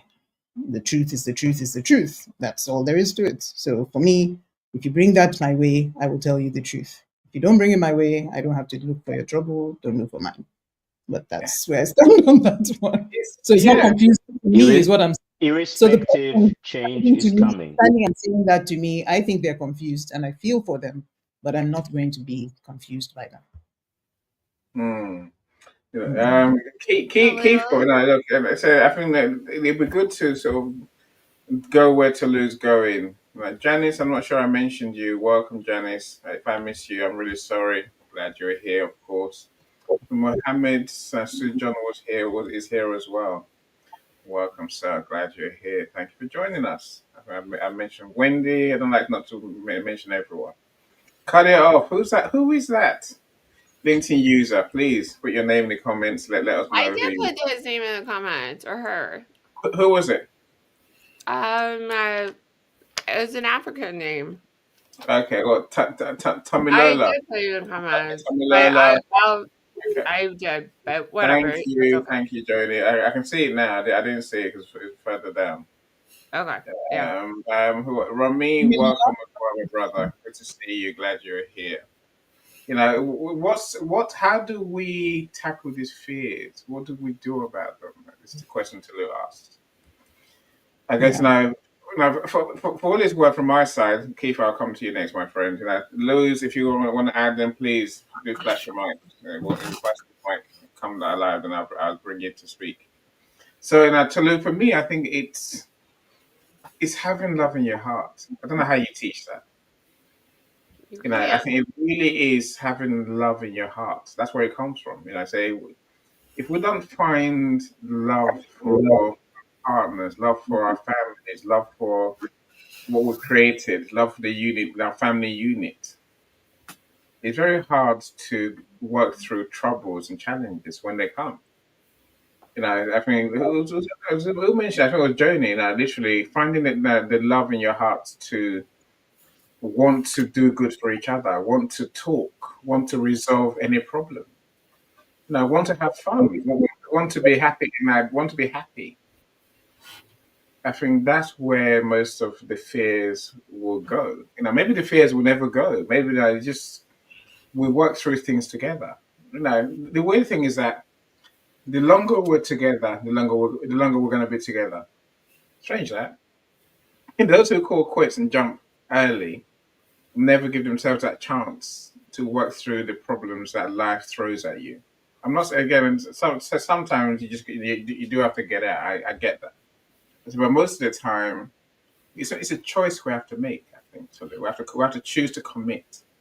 We have to choose to be in this marriage together. We have to choose to be together and choose to make it work for all of us. Not I say both of us that, but the kids come in and the pets come in as well.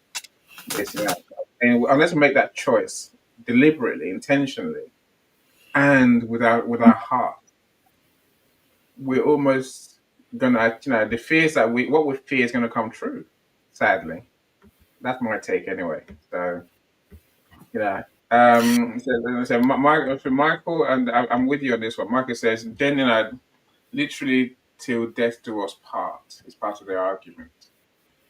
You know, that's why they killed because they argue that they're temporarily insane. Michael never worked. To death do us part. Killing the other one is never the answer. Killing anyone is never the answer to any problem. It's a one-way ticket to jail. That's all it is. Eva, But talk to yeah. us. Yes, very interesting everyone. Conversation this evening, but loneliness is real. Mm. That is a big part. People are lonely. I mean, if you just surf the net, you see people are talking to AI robots. They're trying to find relationship with a robot if they have to. Anybody Mhm. to talk to. There's nothing nicer than somebody who lives alone, who's hurting or divorced, or somebody giving them a call just to check in on them, see how they are, see how they're doing. And Yeah. it's a shame really that there's so many people in the world, and yet sometimes we can't find one person to share our love and to share our life with. Yeah. As I sat here and think, because I read the Bible now and then, and David, a man after God's own heart. As Annie was saying, maybe we need more than one wife. He had 27 wives. His son had 700 wives and 300 concubines. I'm saying, well, I wonder how he got on. What was his fear? Why so many? So, but I How think many we can be knives are there? Jeez Louise. yeah, he had 700 wives and No 300 way. concubines. Can't believe But it. today, we only need one woman, one wife. And if we share our love, commitment, respect, communication, we can go a long way. As long as you make up your mind to build together, it's possible. There's a saying, teeth and tongue will always cross. They all will always cross. But guess what? You get on, let bygones be bygones. Kiss and make up and live another day. Tolu. Yeah, thank you so much. Thank you, Kifa. The thing is we need to decide what we want. I think for the most part, many times we don't really decide what we want and we don't count the cost of what we want. There is a cost. A good, healthy marriage is not some automatic thing that you press a button and get. Got to work If you at it. see a couple that have been married 10, 20, 30, 40, 50 years, 60 years, 60, somebody said 63, right? 63 years, Mm-hmm. 70 years, whatever, that have been married, stayed together, they have worked. They have worked on themselves. They have worked on learning, Family. growing, they've learned patience, they've learned tolerance, they've learned forgiveness, they've learned to overlook certain things, they've learned to confront issues that others maybe would sweep under the carpet. They've learned to move on. They've learned to become friends. They've learned to accept each other. It is work. And it is working on yourself because self does not want anybody else to win. You know what I mean? Like, have you ever been confronted with something and you know the correct answer? You want to just put your foot down, and we all have that thing in us that wants to win, that wants to be in charge. But then in the marriage relationship, sometimes you will back down. The man will back down sometimes, For the woman will peace. back down sometimes for peace to reign, for the other person to win this time, for just being the better person for the long haul. Because this is not just about this. This is a long journey. You know, we can't fight every battle. We won't sweat the small stuff. We will we'll choose us over winning. And these are things that are not easy to do by yourself sometimes. Sometimes we'll make wrong choices. Sometimes we'll say things we shouldn't have said. We will come back and we'll say, I'm sorry, I shouldn't have done this. Okay, how can I make it up to you? And we will find a way and we will start again. Sometimes you will forgive in advance, knowing that this, my husband, is the type of person who will do this. Okay, fine. I'm expecting it. He'll probably do it. Okay, I'll forgive you. Okay, how can I help him so that he doesn't do it again the next time? He will forgive her, he will forgive me. How can he help me so that I don't do that the next time? And you find that each of you is getting better because you are choosing to grow together. This is not easy stuff. They say marriage is not for the faint hearted. It really isn't. It really isn't. And will we make mistakes? Yes. And is it risky? Yes. But is it worth it? Yes. Okay. I For think we should sure. wrap it up on that note to be Exactly. continued And because Michael, Journey, Luz, if you ever want to add anything, Yeah, just please. I have a quick ad because this could be a topic for another time, and but here, at least in America, at 30 years old, only 27% of young men are married. And 60% of young women are in relationships. And you say, how can this happen? Because women are dating older because they have more maturity, and women want to have children. And so it's a real catastrophe. Like the birth rate is going down seriously. And young men have been brought up without this self confidence to be kind of like the man you're kind of describing. And so I certainly want to bring my young man up that way. But it is an interesting fact. And I do think it has kind of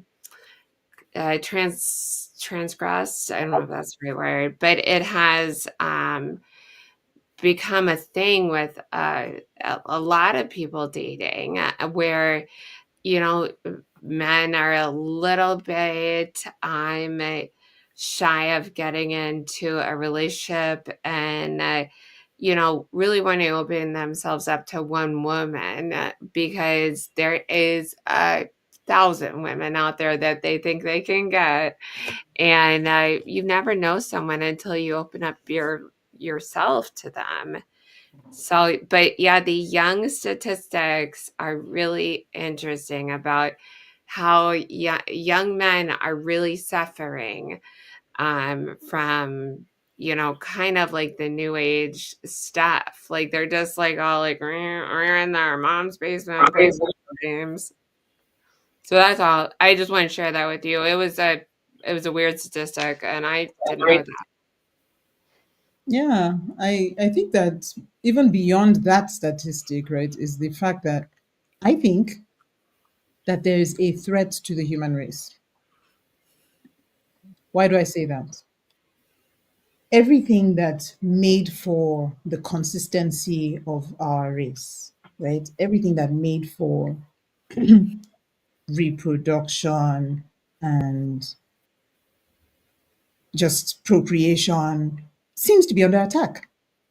It seems like, first of all, men are being made to look like they are not good. There's something fundamentally wrong with them. And so a lot of men are having to deal with esteem issues, having to deal with identity issues, having to deal with father issues, because most times a man is the person that teaches a man how to be a man. It's not easy for a woman to teach a man how to be a man. So you find that men who are raised by women who are single and who don't have a father figure in their lives, they find it difficult to man up and stand up and be a man. So you have that.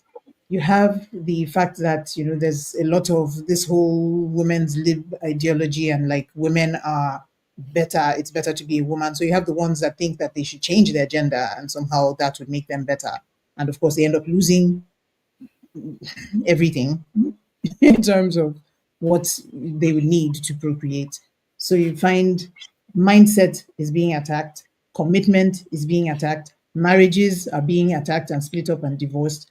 People are being there's the ones that are failing at the workplace. There's so much that is going on that I'm thinking, is there a grand plan to wipe out the human race? What is really going on here? I feel like it's Yeah. probably conspiracy theory, but there seems to be something that we need to be more aware of. That something is going on that is not normal. And if we just Well, go with the definitely not the 1950s, right? right, yes, if you compare Like us dad now, goes to work, mom comes home, your mom's at home. It's not that anymore. it's not that anymore. And now it's women contending for the positions that the men had in the office. So maybe that's also part of the problem It feels because emasculating a little bit, I'm sure. exactly, exactly. So what is happening? What is really going on? We need to think about it. And We'll have to I, do a I different have, episode on that. I'm sorry to bring that up at the end. All right, I'll let you speak. Can we address Michelle's point, which I think may allude to what where we are in the conversation? I know we have to go. So, you know, this issue yeah. of self identity versus combined identity and the fear of losing your identity in a marriage is something that obviously that concerns people. Mhm. You know, what's your Yeah. take? Yeah, You know, I think that in marriage, right, that's a fear that many women especially have, which is that you start to look like, okay, imagine this with me. So my husband is a doctor, and after we got married, we were in a church that people hardly knew me and hardly knew him, but they knew he was a doctor. So when you think about it, they didn't even know his name, but he was called Doctor. And guess what I was called? Doctor's wife. Hey, doctor's wife, welcome. Hey, doctor's wife, good to see you. So I was doctor's wife. Nobody knew what I did. Nobody wanted to know what my name was. I was just doctor's wife. Now, in the first place, he is not even doctor. Like, that's not his name. But people tend to do that, just label you, oh, you're this person's property, stamp, good. Next, stamp, good. And sometimes you can feel lost as a woman. You can feel like, but that's not who I am, or that's not all of who I am. There's so much more to me. And if you go with the flow, then halfway down the line, you can think, well, is that all I am? Isn't there more to me? Like, why is this all that people see? Somebody's wife, somebody's mother. But the thing is, I'm curious about Michelle's question because, on one hand, it is one of the things that I am. So I had to get to the point where I realized, wait, I'm okay with being somebody's wife. It's not all that I am, but it's one of the things that I am. And just as I'm okay being called a pharmacist, I'm okay being called an author, I'm okay being called this man's daughter, I should be okay being called this person's wife. There are people who are so not okay being called somebody's wife that they want to stick with their maiden name and they want to be called, you know, no, don't tie me to anybody, just leave me as myself. And the question is why? Are you fighting something? Is there something deeper? And it may be worth exploring.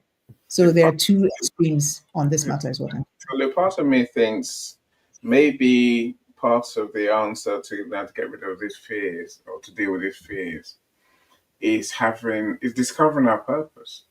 I think where he has a purpose, he feels a sense of purpose. saying.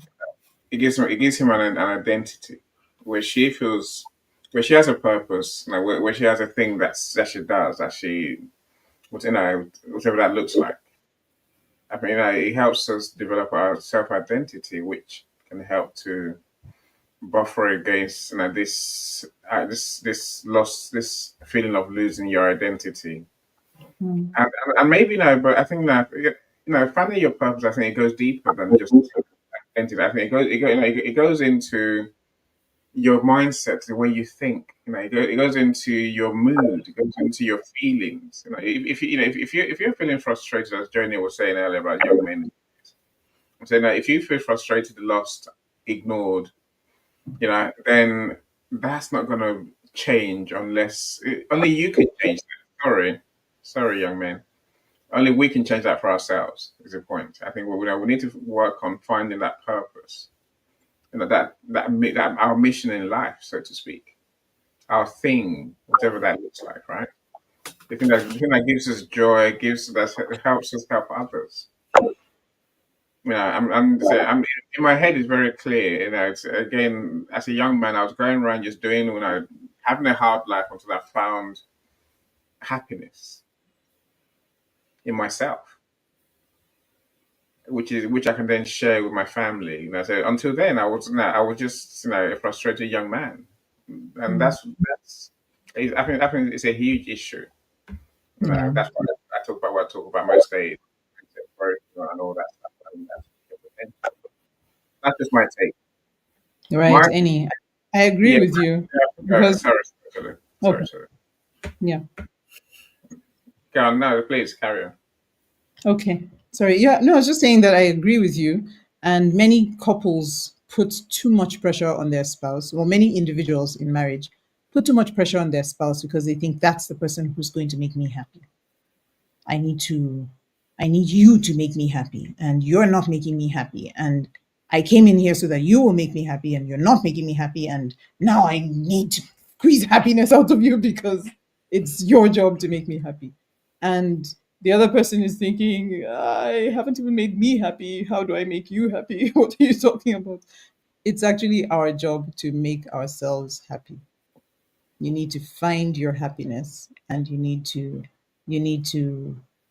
work at it. For for each of us, we come with our different interests. We come with our different outlooks on life. We come with our different purposes. God made you for a reason. And it's not all wrapped up in some man or some woman. There's much more.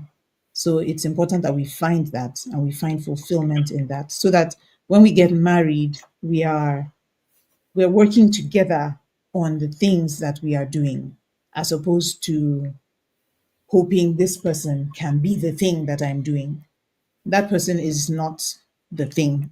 It's just the person is your partner in your journey on this thing that you're doing. So I hope that that also, that I think that's a very important point that Annie has raised. Thank you, Annie, for Thank you, my bringing that. friends. We do have to go. Who was that? Is that me? Okay, so we do have to go. Now we've been a long time in. I don't want to keep you Saturday evening anymore. There's loads of amazing comments. Mrs. Tolu, sorry, you have to go through the comments and respond. We all Yeah, can as well. Page and do respond to the comments and connect with people there as well. Like I thank always you so do. If you're on my YouTube, thank you. I'm so glad you're there. Like today's video, my friends, and comment on today's video. Say no, write a word. I don't care. Write a word or two or three. Emojis. Yeah, I never know how to respond. Right? But I You said see what else? It's still not showing. it's still not showing on your which one on your YouTube. Nope, it's not. But as far as YouTube's concerned, you killed your link, your event. Right. We'll learn. We'll practice before we'll come live again next time, my friends. We'll Mhm. practice, Sure. practice, and we'll get it Thank you right. so much. We have been there.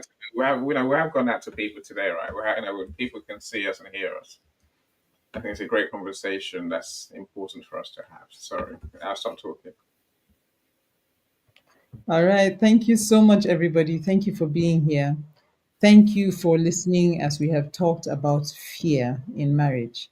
If you have any concerns, you want to have a further conversation on this, you are contemplating marriage, but you have some fears you would like to discuss, you are in marriage and you are afraid of certain outcomes or certain matters that you're confronting, don't hesitate to reach out, send a DM, and I'm happy to support.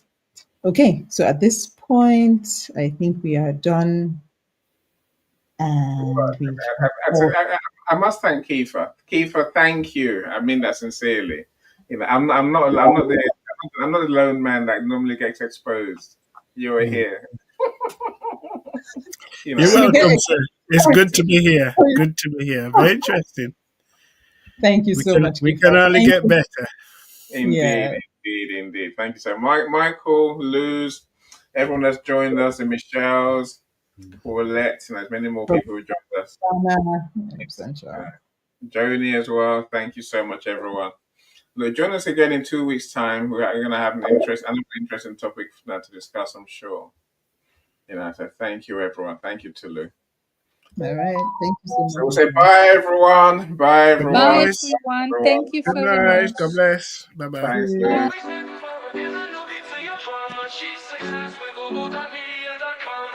Bye. Thanks, Tolu. That last part was very good. Very good indeed.